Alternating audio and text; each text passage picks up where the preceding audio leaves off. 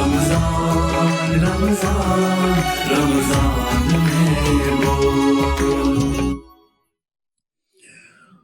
اعوذ باللہ من الشیطان الرجیم،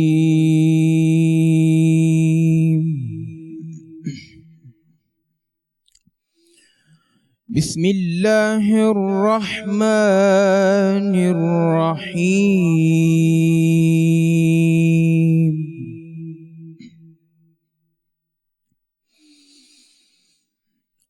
قل هو اللہ احد اللہ الصمد لم یلد ولم یولد ولم يكن له كفوا أحد۔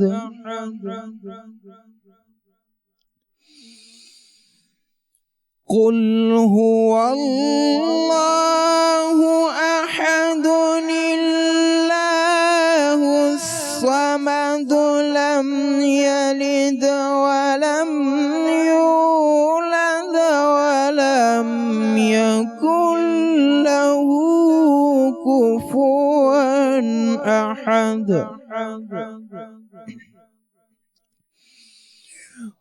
قل هو الله أحد الله الصمد لم يلد ولم يولد ولم يكن له كفوا أحد۔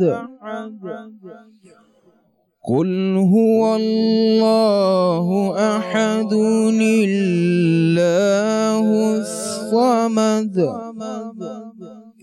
لم يلد ولم يولد ولم يكن له كفوا أحد۔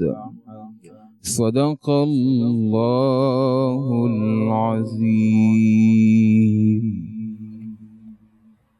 السلام علیکم ناظرین، آپ کو خوش آمدید کہتے ہیں رمضان میں بول کی سحر ٹرانسمیشن میں۔ آج ہم نواں روزہ جو ہے وہ اختیار کرنے جا رہے ہیں، اور عشرہ رحمت جو ہے وہ بس اب ہمارے ہاتھ سے جانے ہی لگا ہے۔ تو جتنی رحمتیں بٹور سکتے ہیں، جتنی رحمتیں لوٹ سکتے ہیں لوٹ لیجئے۔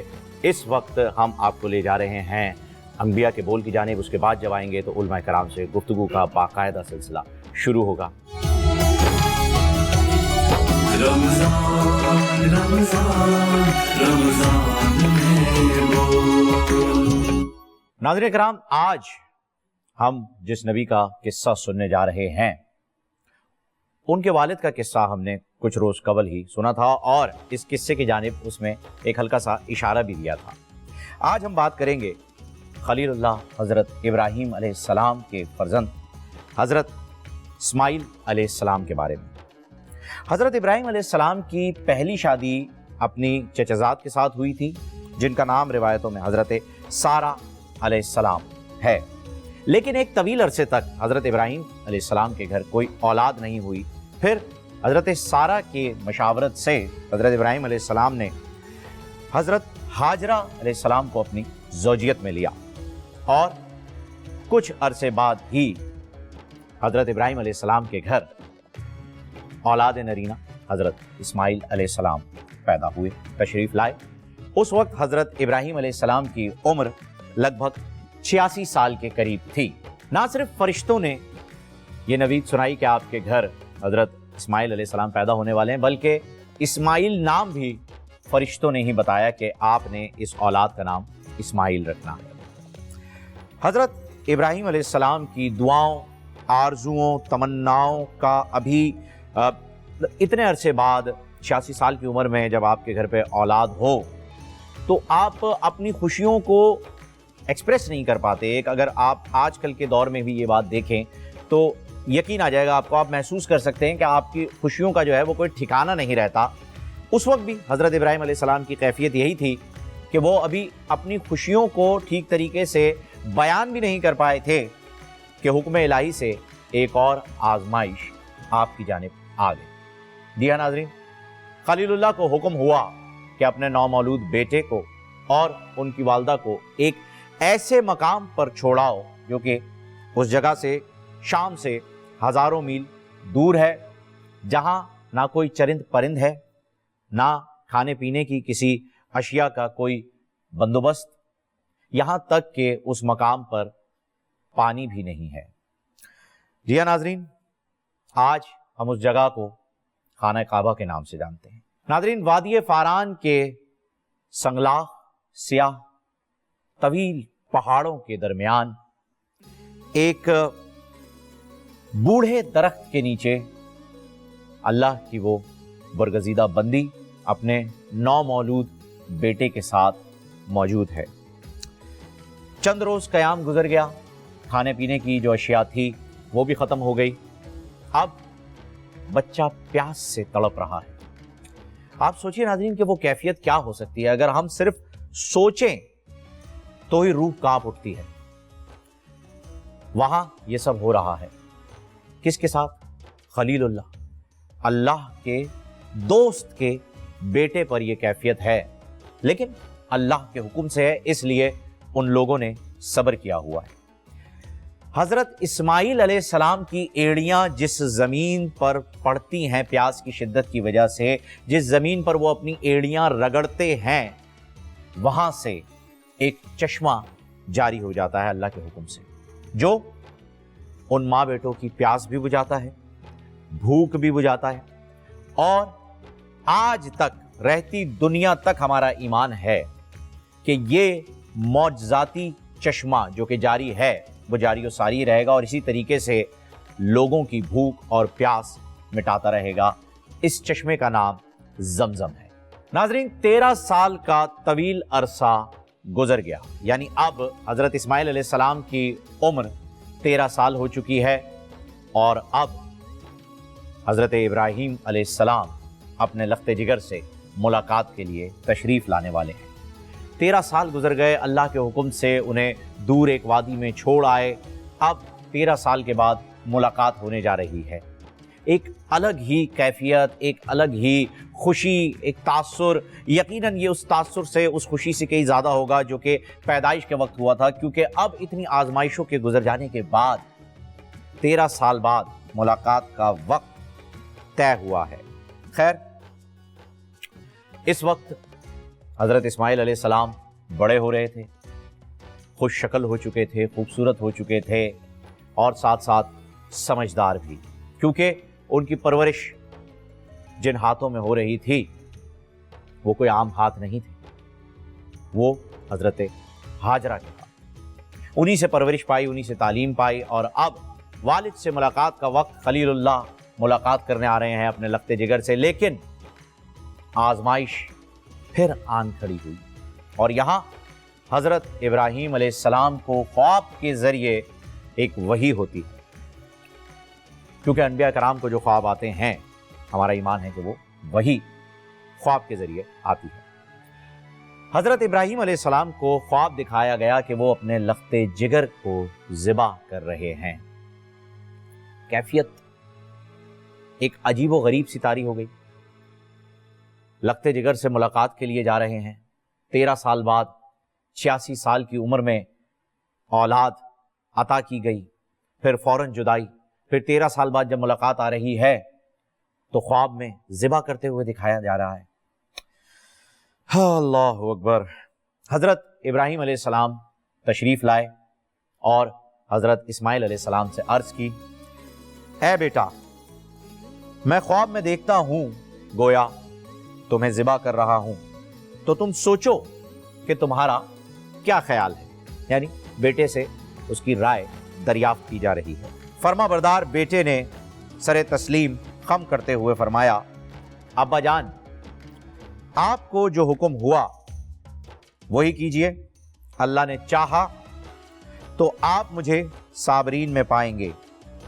یہ سورہ صفات کے الفاظ ہیں۔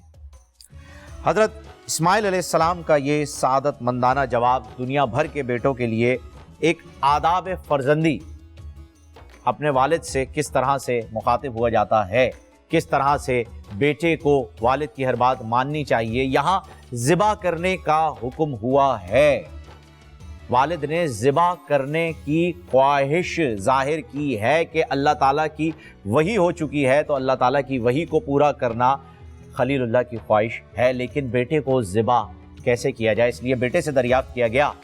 तो बेटे भी फिर हज़रत इस्माइल अलैहिस्सलाम हैं। जवाब तो यही आना था कि जो अल्लाह की चाह वो मेरी चाह।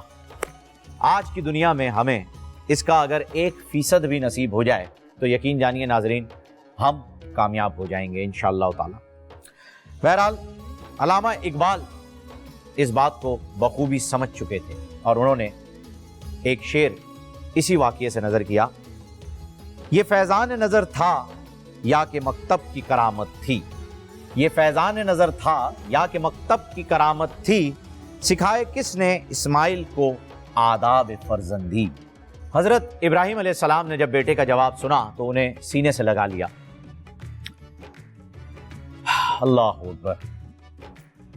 अब हज़रत इब्राहीम अलैहिस्सलाम अपने बेटे को लेकर हज़रत हाजरा की खिदमत में हाजिर हुए और इरशाद फरमाया कि बेटे को तैयार कर दो, बेटे को तैयार कर दो, दावत पे जाना है।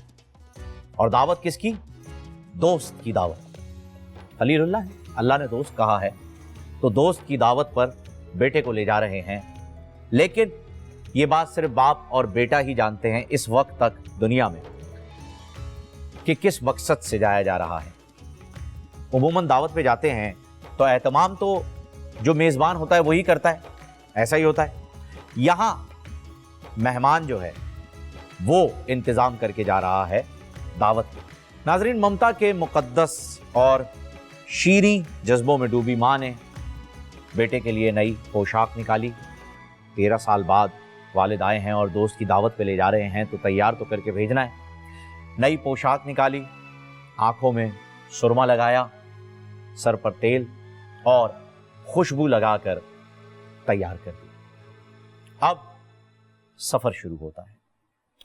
मां को नहीं मालूम कि किस मकसद से गए हैं। बाप ने बेटे को बतला दिया है कि वही आ चुकी है। अब मक्के से थोड़ी दूर मिना की जानिब सफर शुरू हुआ। बाप बेटे की इस गुफ्तगू को शैतान मरदूद ने सुन लिया और उसने कोशिश की वरगलाने की। पहला मकाम जो बताया जाता है जहां वो वरगलाने की गर्ज से आया वो है जुमरा अक़बा। जब यहां आया तो जिब्रील अमीन ने हजरत इब्राहीम अलैहिस्सलाम को बताया कि ये शैतान मरदूद है। तो हजरत इब्राहीम अलैहिस्सलाम ने कंकरियां उठाई जो कि 7 थीं और शैतान को मारी। शैतान वहीं जमीन में धंस गए। थोड़ा आगे और बढ़े तो शैतान ने फिर वरगलाने की कोशिश की और वो मकाम था जुमरा सता, जुमरा वस्ता और उसके आगे जुमरा औला। इन दोनों मकामात पर शैतान ने वरगलाने की कोशिश की और फिर हजरत इब्राहीम अलैहिस्सलाम ने कंकरियां उठाई जो कि 7 थीं और शैतान को मारी और शैतान हर मकाम पर धंसता चला गया। नाज़रीन, अल्लाह ताला को हजरत इब्राहीम अलैहिस्सलाम का यह अमल इतना खूबसूरत और इतना पसंदीदा महसूस हुआ, लगा कि अल्लाह ताला ने रहती दुनिया तक हज के अहकामात में इस चीज़ को शामिल कर दिया कि जब तुम हज पे जाओगे तो शैतान को कंकरियां मारना लाजमी है, जैसे कि हजरत इब्राहीम अलैहिस्सलाम खलीलुल्लाह ने मारी थी। अब शैतान को यह पता चल गया कि इन बाप बेटे को तो मैं वरगला नहीं सकता, लेकिन माँ का दिल बड़ा नर्म होता है, नर्म गोशा होता है माँ के सीने में। तो वो माँ की जानिब बढ़ा और हजरत हाजरा के पास आया और बताया कि क्या तुम्हें मालूम है कि तुम्हारे बेटे को कहाँ ले जाया गया है? हजरत हाजरा ने कहा, दोस्त की दावत पर। तो शैतान ने बताया कि नहीं, वो, अब ये अल्फाज शैतान के मुंह से निकल रहे हैं, इस पे गौर करने वाला है कि शैतान कहता है अल्लाह के हुक्म से इस्माइल अलैहिस्सलाम को ज़िबा करने ले जा रहे हैं। जब ये अल्फाज वालदा की कानों में पड़े तो वालदा ने भी फिर, क्योंकि वो अल्लाह की बरगज़ीदा बंदी हैं, उन्होंने फरमाया कि अगर अल्लाह के हुक्म से हज़रत इब्राहीम अलैहिस्सलाम इस्माइल अलैहिस्सलाम को ज़िबा करने ले जा रहे हैं तो इस हुक्म पर एक नहीं 100 इस्माइल कुर्बान। सुभान अल्लाह, सुभान अल्लाह। नाज़रीन, शैतान यहां से नामुराद होकर, जलीलो ख्वार होकर एक मरतबा फिर मिना के मकाम पर पहुंचता है, लेकिन वहां का मंजर देखकर अपने सर पर खाक डालने पे मजबूर हो जाता है। जी हाँ नाजरीन, वो मंजर ही क्या मंजर होगा जब एक बाप अपने बेटे को ज़िबा करने जा रहा है और बेटा बाप से ये कह रहा है कि वालिद मोहतरम, मैं अपनी पेशानी के बल लेट जाता हूँ और आप भी अपनी आंखों पर पट्टी बांध लीजिएगा, कहीं ऐसा ना हो कि शफकत पिदरी हुक्म इलाही के आड़े आ जाए। अल्लाह अकबर, अल्लाह अकबर। अब हजरत इब्राहिम अलैहिस्सलाम ने जो तेज धार आला, जिसे हम आज की ज़बान में एक चाकू कह सकते हैं, वो निकाला, आंखों पर पट्टी बांधी और हजरत इस्माइल अलैहिस्सलाम पेशानी के बल लेटे हुए हैं। अल्लाह के हुक्म को पूरा करते हुए हजरत इब्राहिम अलैहिस्सलाम ने पूरी ताकत के साथ वो छुरी फेर दी और ज़िबा कर दिया हजरत इस्माइल अलैहिस्सलाम को, क्योंकि उनकी नज़र में उन्होंने पट्टी बांधी हुई थी, वो यही समझ रहे थे कि उन्होंने हजरत इस्माइल अलैहिस्सलाम को ज़िबा किया है। पर यहाँ अल्लाह की शान बयान होने जा रही है नाजरीन, और अल्लाह ताला फरमाते हैं, बेशक हम नेकी करने वालों को ऐसा ही बदला दिया करते हैं। कैसा बदला? ऐसा बदला कि जब हजरत इब्राहिम अलैहिस्सलाम अपने बेटे को ज़िबा कर रहे थे, उस वक्त अल्लाह ताला ने जिब्रील अमीन को हुक्म दिया कि जन्नत में पला बड़ा एक सफ़ेद रंग का मेंढा जिब्रील अमीन ने उठाया और हज़रत इस्माइल अलैहिस्सलाम की जगह पर वो मेंढा रख दिया। यानी जब छुरी फेरी गई तो वो छुरी हज़रत इस्माइल अलैहिस्सलाम पर नहीं, उस मेंढे पर फेरी गई। ये मंजर जब हज़रत इब्राहिम अलैहिस्सलाम ने अपनी आंखों से पट्टी हटाई और देखा तो अल्लाह ताला का शुक्र अदा किया, क्योंकि जिस जगह पर हज़रत इस्माइल अलैहिस्सलाम को होना चाहिए था वहाँ एक मेंढा ज़िबा हुआ रखा है और हज़रत इस्माइल अलैहिस्सलाम उनके साथ खड़े मुस्कुरा रहे हैं। नाज़रीन, यहाँ जितना भी शुक्र किया जाए वो कम है। यहाँ हज़रत इब्राहिम अलैहिस्सलाम के तवक्कुल का इस तवक्कुल की कोई मिसाल नहीं मिलती है, और हज़रत इस्माइल अलैहिस्सलाम की फर्मा बरदारी की भी कोई मिसाल यहाँ नहीं आती, क्योंकि 13 साल की उम्र है। आजकल के दौर में अगर देखें तो 13 साल की उम्र को हम लगभग बचपना ही कहते हैं, लड़कपन की उम्र या बचपना। उस वक्त के हिसाब से 13 साल की उम्र में भी वालिद मोहतरम का ये फरमान कि तुम्हें ज़िबा करने का ख्वाब दिखाया गया है, उस पर हज़रत इस्माइल अलैहिस्सलाम ने अपना सर खम कर दिया। खैर, ये थी हज़रत इस्माइल अलैहिस्सलाम और हज़रत इब्राहिम अलैहिस्सलाम की एक अजीम कुर्बानी, जिसे अल्लाह ताला ने इतना पसंद किया कि रहती दुनिया तक लाजिम कर दिया है उस दिन पर कुर्बानी को। और अब हम हर साल सुन्नत इब्राहिमी मनाते हुए कुर्बानी करते हैं और ईद उल अज़हा पर इसी तरह से अल्लाह ताला की बारगाह में नजराने पेश करते हैं। नाजरीन, हज़रत इस्माइल अलैहिस्सलाम ने खाने काबा की तामीर में भी हिस्सा लिया और हज़रत इब्राहिम अलैहिस्सलाम की मदद फरमाते रहते। रिवायतों में आया है कि हज़रत इस्माइल अलैहिस्सलाम मिट्टी को और पत्थर को, गारे को जमा करके हज़रत इब्राहिम अलैहिस्सलाम को देते और वो खाने काबा की दीवारों पर उसे लेप देते थे, जिसकी वजह से वो दीवारें मजबूत हो जाती हैं, जैसे कि हम आजकल के दिनों में भी वो एक गारा बना के जो है लगाते थे। तो ये काम भी हज़रत इस्माइल अलैहिस्सलाम ने अपने वालिद हज़रत इब्राहिम अलैहिस्सलाम के साथ मिलकर किया। उस पर हम आगे आने वाले दिनों में कभी तामीर काबा उस टॉपिक पर बात करेंगे। आज हज़रत इस्माइल अलैहिस्सलाम की जो गुफ्तगू थी उससे हमें सीखने को सिर्फ 2 ही सबक मिलते हैं नाजरीन, जो कि बड़े अहम हैं। अगर हम वो सीख लें तो मेरे ख्याल में, मैं तो यही जानता हूँ अपने कम इल्म की बिना पर, कि हमें उससे अपनी दुनिया और आखिरत संवारने का बड़ा मौका मिल जाएगा। एक हज़रत इब्राहिम अलैहिस्सलाम का तवक्कुल और दूसरा हज़रत इस्माइल अलैहिस्सलाम का सब्र और फरमाबरदारी। अल्लाह ताला हमें इस पर अमल करने की तौफीक अता फरमाए, आमीन सुम्मा आमीन। अब ट्रांसमिशन की तरफ वापस लौटते हैं, एक वक्फे के बाद इजाज़त दीजिएगा। रमज़ान रमज़ान रमज़ान में बोल, रमज़ान रमज़ान रमज़ान में बोल।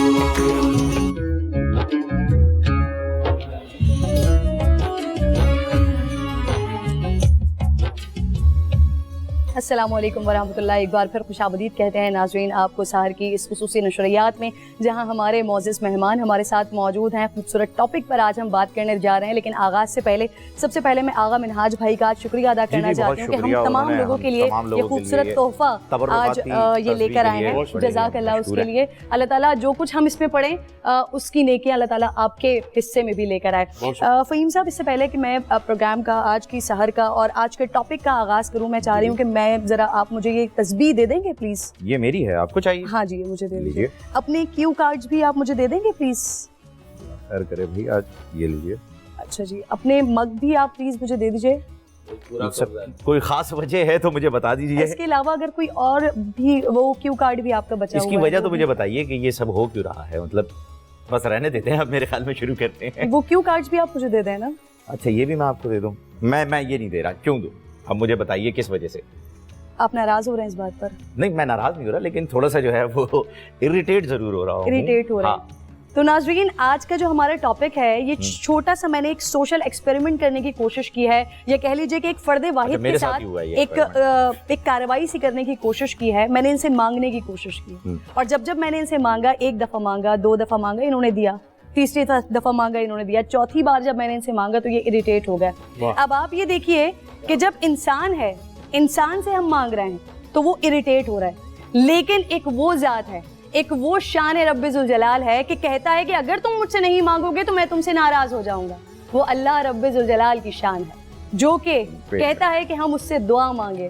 تو آج ناظرین گرامی, ہم دعا کی اہمیت کے حوالے سے, اس کی فضیلت کے حوالے سے بات کرنے جا رہے ہیں کہ آقا علیہ الصلوۃ والسلام فرماتے ہیں کہ دعا عبادت کی روح ہے, عبادت کا مغز ہے. قرآن کریم میں بہت ساری جگہوں پر اللہ رب العزت فرماتا رہا ہے. ایک جگہ پر فرماتا ہے کہ دعا تم سب میرے محتاج ہو اور میں دینے والا ہوں. تو اللہ رب العزت کو انسان کی محتاجی کا یہ عالم صرف اور صرف اپنے آگے, عاجزی کا یہ عالم صرف اور صرف اپنے آگے, انکساری کا یہ عالم صرف اور صرف اپنے آگے اتنا زیادہ پسند ہے کہ تمام عبادات میں سب سے زیادہ فضیلت دعا کو حاصل ہے, اور سب سے زیادہ اہمیت بھی دعا کو سب سے زیادہ دعا کے بغیر کوئی اور عبادت جو ہے وہ مکمل ہی نہیں ہوتی. نماز اگر آپ پڑھتے ہیں تو دعا پڑھنے سے پہلے جانا نہیں چاہیے. اسی پر آقا صلی اللہ علیہ وسلم کی ایک حدیث مبارکہ میری نظر سے بھی جو ہے وہ آئی.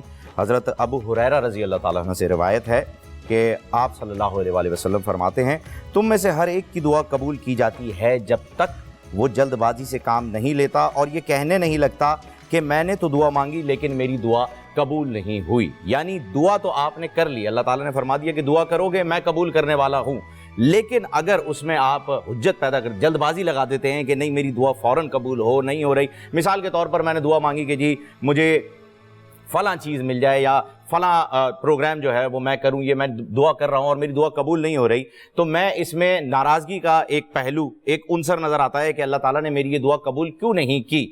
حضور صلی اللہ علیہ وسلم نے اسے بالکل ہی کلیئر الفاظ میں فرما دیا ہے, تعلیم فرما دیا ہے کہ دعا اس کی قبول ہوگی جو جلد بازی نہیں کرے گا. یعنی جلد بازی ہمیں اس میں نہیں رکھنی ہے, دعا کرنی ہے اور دعا نے یقیناً قبول ہونا ہے, یہاں نہیں وہاں قبول ہونا ہے, لیکن قبول ہونا ہے, یہی ہمارا کل ایمان ہونا چاہیے. اور یہی ہمارا آج کا ٹاپک بھی ہے اور اس پر ہی ہم علماء کرام کی جو ہے وہ رائے بھی لیں گے. آغا منہاج بھائی کا تو تعارف ہو ہی چکا ہے, وہ یہاں پر بیٹھے ہوئے روحانی اسکالر ہمارے ساتھ ساتھ عمران بشیر صاحب بھی موجود ہیں. عمران بھائی آپ کو بھی بہت بہت ویلکم کرتے ہیں. علامہ امین شہیدی صاحب بھی یہاں تشریف فرمائے, اور آج ہمیں جوائن کیا ہمارے بڑے ہی پرانے دوست بھائی اسد ایوب صاحب نے, جو کہ ماشاءاللہ سے بہترین کلام پڑھتے ہیں, بہترین حمد پڑھتے ہیں, بہترین نعت بھی جو ہے وہ ہم اسد بھائی سے آج پھر آج کے آغاز ثنا خوانی سے ہی کیا جائے. سبحان اللہ سبحان اللہ. سب سے پہلے ماشاءاللہ آپ کو خوبصورت ٹرانسمیشن کرنے پر مبارکباد. اللہ تعالیٰ بول ٹی وی کی اس کاوش کو اپنی بارگاہ میں قبول فرمائے. آمین. صلی اللہ علیہ یا رسول اللہ وسلم علیک یا حبیب اللہ. اللہ اکبر اللہ اکبر اللہ اکبر اللہ اکبر کعبے کی رونق کعبے کا منظر اللہ اکبر اللہ اکبر دیکھوں تو دیکھے جاؤں برابر اللہ اکبر اللہ اکبر حیرت سے خود کو کبھی دیکھتا ہوں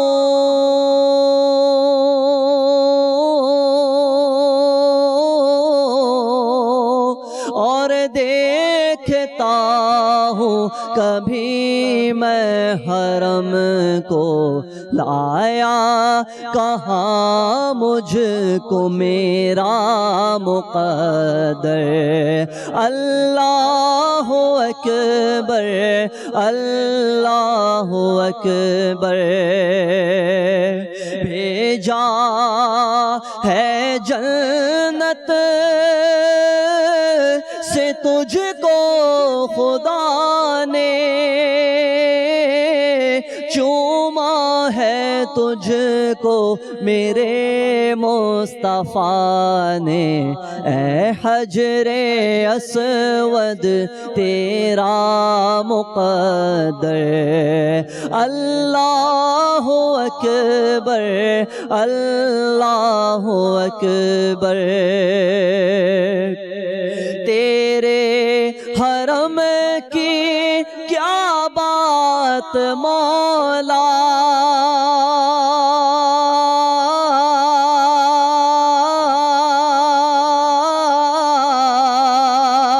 تیرے کرم کی کیا شان مولا تا عمر کر دے آنا مقدر سب کا تا عمر کر دے آنا مقدر اللہ اکبر اللہ اکبر اللہ اکبر اللہ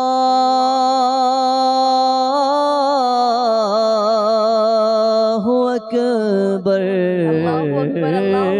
خوبصورت ترین ہم الحمدللہ 8 سحر یہاں پر کر چکے ہیں علماء کرام کی موجودگی میں، لیکن آج آپ نے آغاز سے ہی ایک خوبصورت کلام کے ساتھ اور جو آخر میں آپ نے دعا کی ہے نا کہ تا عمر کر دے آنا مقدر، آئے ہائے بہت شکریہ، آپ نے سحر کا سما بنا دیا۔ بہت شکریہ اسد بھائی، بڑی ہمیشہ کی طرح خوبصورت آواز کے ساتھ آپ نے خوبصورت کلام۔ آج کے ٹاپک کی جانب جو ہے وہ بڑھتے ہیں۔ عمران بھائی آپ سے شروعات کرتے ہیں۔ دعا کی فضیلت کئی جگہوں پر بیان کی گئی ہے، احادیث مبارکہ میں بھی بتائی گئی ہے، کلام پاک میں بھی بتائی گئی ہے دعا کی فضیلت، لیکن ساتھ ساتھ یہ بھی بتلایا گیا ہے کہ کچھ ایسے لوگ بھی ہیں جن کی دعا قبول نہیں ہوتی۔ یہ کون لوگ ہیں عمران بھائی؟ بسم اللہ الرحمن الرحیم۔ ہمیشہ کی طرح اللہ تعالیٰ آپ تمام احباب کو بہت بہت جزائے خیر عطا فرمائے۔ چن چن کے آپ موضوع لے کے آتے ہیں جس سے لوگوں کی توبہ بھی ہو رہی ہے، اصلاح بھی ہو رہی ہے، اصلاح معاشرہ جسے کہتے ہیں، اور میں یہ سمجھتا ہوں کہ اسی کی امت کو ضرورت ہے۔ اللہ تعالیٰ آپ کو، آپ کی پوری ٹیم کو اس کی جزا دے، آمین۔ قرآن پاک میں اللہ تعالیٰ فرماتے ہیں ادعونی استجب لکم، جو دعا مانگو گے میں تمہاری یقیناً قبول کروں گا۔ علامہ ابن حجر عسقلانی رحمۃ اللہ علیہ جنہوں نے بخاری شریف کی شرح لکھی ہے، ان سے کسی نے پوچھا کہ وَإِنَّا نَدْعُو فَلَمْ يُسْتَجَبْ لَنَا، ہم دعائیں مانگتے ہیں ہماری دعائیں تو قبول نہیں ہو رہی۔ تو فرمایا ماتت قلوبکم، تمہارے دلوں کو کچھ چیزوں نے مردہ کر دیا ہے جس وجہ سے تمہاری دعائیں قبول نہیں ہو رہی۔ اس میں سے سب سے پہلی فہیم بھائی جو وجہ بیان فرمائی جس سے آج ہم نے توبہ کرنی، جیسے الحمدللہ پرسوں ہم نے غیبت سے توبہ کی، بالکل، اور میں واضح اس کے اثرات دیکھ رہا ہوں۔ کئی دوست صاحب کے میسیج آئے کہ الحمدللہ ہم نے بھی توبہ کی اس پروگرام کی برکت سے, اور آپ لوگوں کا خلوص, ہماری کوشش اللہ تعالیٰ نے کامیاب الحمدللہ. کہ دیکھیں نا غیبت کی اتنی سخت, میں آج بھی یقین کریں اس بات کا تذکرہ کہ دوست صاحب آپ سے کر رہا تھا کہ غیبت کرنے والا کتنا محروم انسان ہے کہ توبہ کر بھی لے پھر بھی سب سے آخر میں جنت میں جائے گا, اور نہ کرے تو سب سے پہلے دوزخ میں جائے گا. تو جیسے اسے توبہ کی, کل کے موضوع میں ہم نے اللہ ہمیں دیکھ رہا ہے اس نیت کا استحضار کیا, کیمرے کی آنکھ دیکھ رہی ہے, چھوٹا بچہ دیکھ رہا ہے. ایسے ہی آج ہم نے جن چیزوں سے دعائیں قبول نہیں ہوتی ان چیزوں سے ہم نے اپنے آپ کو ترک کر لیا. جی. تو علامہ ابن حجر اسقلانی رحمۃ اللہ نے سب سے پہلی وجہ بیان فرمائی, فما واشتغلتم بعیوب غیرکم وترکتم عیوب انفسکم, جب سے تم نے اپنے عیب دیکھنا چھوڑ دیے اور دوسروں کے عیب دیکھنا شروع کر دیے, رب نے تمہاری دعاؤں کو قبول فرمانا چھوڑ دیا. اللہ. آج ہم نے یہ نیت کرنی ہے کہ آج کے بعد میں نے کسی کے عیبوں کو نہیں دیکھنا. بولیے انشاءاللہ. انشاءاللہ انشاءاللہ. قرآن پاک کے شروع میں آپ اٹھائیے الف لام میم ذالک الکتاب لا ریب فیہ ھدی للمتقین. یہ عظیم الشان کتاب ہے, اس سے ہدایت متقی لوگوں کو ملے گی. تقوی کا لفظ قرآن پاک میں 250 مرتبہ آیا ہے. حضرت امام حسن رضی اللہ تعالیٰ عنہ سے پوچھا گیا کہ حضرت تقوی کہتے کس کو ہیں؟ ویسے تو تقوی کا لفظی ترجمہ گناہوں سے بچنا, پرہیزگاری, لیکن امام حسن مجتبی نے کیا فرمایا؟ فرمایا اللہ ترى نفسک خیرا, کہ تمہیں اپنے نفس کی کوئی خیر کوئی خوبی نظر نہ آئے, دوسروں کا کوئی عیب نظر نہ آئے, تو سمجھ لینا کہ تمہیں تقوی نصیب ہو گیا. سبحان. خطبہ نکاح میں 5 مرتبہ تقوی کا فہیم بھائی ذکر ہے. بالکل جی. 5 مرتبہ. کیوں؟ کہ خامن کو کہا جا رہا ہے کہ ساری زندگی بیوی کے عیب نہیں دیکھنے, بیوی کو کہا جا رہا ہے خامن کے عیب نہیں دیکھنے. بات سمجھ میں آ گئی؟ پھر دوبارہ اللہ کہہ رہے ہیں بھائی بیوی کے عیب نہیں دیکھنے, بیوی کو کہا جا رہا ہے خامن کے, بھائی بات سمجھ میں آ گئی؟ پھر تیسری مرتبہ, پھر چوتھی مرتبہ, پھر 5ویں مرتبہ. 5 مرتبہ تقوی کا لفظ لا کے اس بات کی طرف رہنمائی فرمائی گئی کہ عیب نہیں دیکھنے. آج جو ہماری دعائیں قبول نہیں ہو رہی اس کی ایک بنیادی وجہ یہ ہے کہ ہم دوسروں کی کمیوں کو دیکھ رہے ہیں. اور دوسری بات یہ فرمائی وَتَدْفِنُونَ مَوْتَاكُمْ وَلَا تَعْتَبِرُونَ, اپنے ہاتھوں سے اپنے مردوں کو دفن کرتے ہو پھر بھی عبرت حاصل نہیں کرتے. وہ گیا ہے, اللہ میں تھوڑا گیا ہوں. اللہ. اور ایک حدیث میں 3 اشخاص کا الگ سے ذکر فرمایا, ثلاثۃ لا یستجاب دعاؤہم, 3 طرح کے لوگ ایسے ہیں جن کی دعائیں قبول نہیں ہوتی. پوچھا گیا رسول اللہ صلی اللہ علیہ وسلم وہ 3 کم نصیب کون ہے؟ تو سب سے پہلے ذکر فرمایا آکل الحرام, حرام کھانے والا, حرام کی کمائی والے شخص کی دعا قبول نہیں ہوتی. دوسرے نمبر پہ فرمایا مکثر الغیبہ, غیبت کرنے والا. اور تیسرے نمبر فرمایا من کان فی قلبہ حقد للمسلمین, جس کے دل میں مسلمانوں کی نفرت ہوگی, حقارت ہوگی, اللہ ایسے بندے کی دعا بھی قبول کرے گا. پہلی جو بات فرمائی آکل الحرام, اس کے اوپر اچھا کالر عمران بھائی ہمارے ساتھ ہیں, پھر اس کی تفصیل جو ہے وہ ہم لیتے ہیں. یاسر بھائی جو ہیں کوئٹہ سے تعلق رکھتے ہیں, کافی دیر سے ہولڈ پر موجود ہیں. السلام علیکم یاسر بھائی. وعلیکم السلام. جی جناب, کیا حال ہے؟ کوئی سوال اگر آپ کا ہو تو ضرور کیجیے گا. اللہ کا شکر ہے, آپ سنائیں طبیعت ٹھیک ہے؟ الحمدللہ جی الحمدللہ. کوئی سوال آپ کا؟ جی سوال یہ ہے کہ دعا قبول نہیں ہوتی, اس کے لیے کیا کیا جائے؟ آپ اپنی والدہ کا نام ان سے جان لیں تاکہ آپ وظیفے کے لیے. اچھا یاسر صاحب آپ کی والدہ کا نام بتانا پسند کریں گے آپ؟ فاطمہ. فاطمہ. فاطمہ. جی بہت شکریہ. آپ وظیفہ آپ نے جو ہے وہ نوٹ کر لیا ان کا؟ دیکھیں جی, دعا قبول نہیں ہوتی یا وظائف کرنے کا دل نہیں چاہتا یا نمازیں پڑھنے کا دل نہیں چاہتا, تو اس کے لیے تو سب سے پہلے میں یہ بات عرض کیے دیتا ہوں کہ شیطان ہمیشہ اسی جگہ پر آتا ہے جہاں پر کوئی ایمان کی دولت جہاں پر موجود ہو. اگر آپ کا دل نماز اور وظائف اور ان چیزوں سے دور ہے اور آپ کا دل اگر दुआ करने का नहीं चाहता, नमाज पढ़ने का नहीं दिल चाहता, तो आपको चलते फिरते उठते बैठते या अल्लाह हो या हादी, या अल्लाह हो या हादी, या अल्लाह हो या हादी का हमेशा विर्द रखें।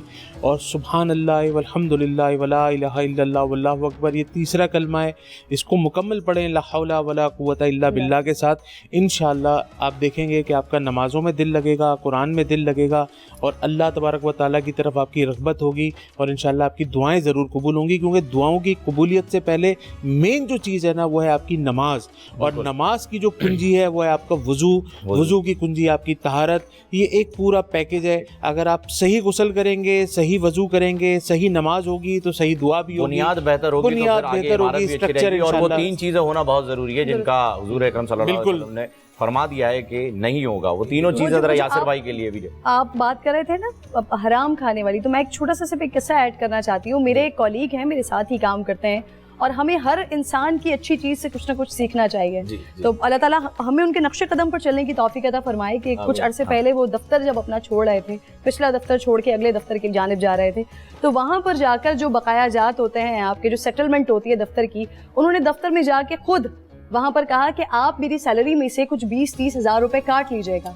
उनसे पूछा गया क्यों? उन्होंने कहा कि हो सकता है कि मैंने बहुत सारी ऐसी चीज़ें, जैसे हम चार्जिंग करते हैं, दफ्तर की तरफ से हमें नहीं दिया हुआ, चार्ज करते हैं, बिजली का इस्तेमाल करते हैं, ये मेरी हराम की कमाई होगी। ऐसी बहुत सारी चीज़ें कि हमारा 8 घंटे का वक्त है, लेकिन हम 8 घंटे में से 7 घंटे आए, कभी 6 घंटे आए, हमने वक्त की कमी बेशी की, जो इदारे की जानिब से हमें 8 घंटे दिए गए हैं। तो मैं इस चीज़ को देखकर बहुत ज़्यादा हैरान हुई, और मैंने सोचा कि अल्लाह रब्बुल इज़्ज़त, इस वक्त दुनिया में इस तरह के चलते फिरते लोग मौजूद हैं जिनको पता है कि अल्लाह एक चीज़ को उनकी देख रहा है जो इंसान छुपा रहा है। तो ये ऐसे लोग, अल्लाह ताला हमें भी उनके नक्शे कदम पर चलने की तौफीक अता फरमाए। मुर्शिद के पास बैठा हुआ था, तो एक शख्स आया और आके कहने लगा, हज़रत मेरे सैलरी से गुजारा नहीं हो रहा, कि सैलरी उसकी ठीक ठाक थी, 2 लाख के करीब सैलरी थी, अल्लाह, गुजारा नहीं हो रहा। लेकिन मानने वाला बंदा था, जैसे बहन ने फरमाया ना, हज़रत ने फरमाया 2 लाख की बजाय अपनी सैलरी को 1.5 लाख कर लो।